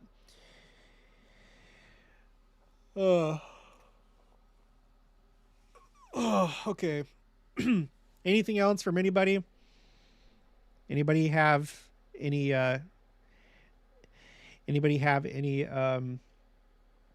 New Year's resolutions? I shouldn't have asked that because now I gotta come up with a New Year's resolution. Janet Manning, I have to go. I've got some things to get done, and I've been putting it off. Have a wonderful New Year's Day. You too. Happy New Year's. John P. Happy New Year from the Netherlands. Happy New Year's. Okay. This is going to be my New Year's resolution. I want to try and read, and this goes good with Come Follow Me. I want to try and read all of Doctrine and Covenants this year. Anybody else? It's okay if not. All right. I'm going to wrap it up. Thank you for joining me. Let's just keep an eye on this next year. I think it's going to be even crazier. I think the signs are going to keep coming, and I don't know. Just every day that goes by, I feel like it gets crazier and crazier. So next year, I think it's going to be wild. Caitlin's goal is to hit the 1 million mark with her subscribers. So everyone make sure to subscribe to Caitlin, help her with that goal. And we'll see if we can get it done. Me too, by the way, if you haven't subscribed.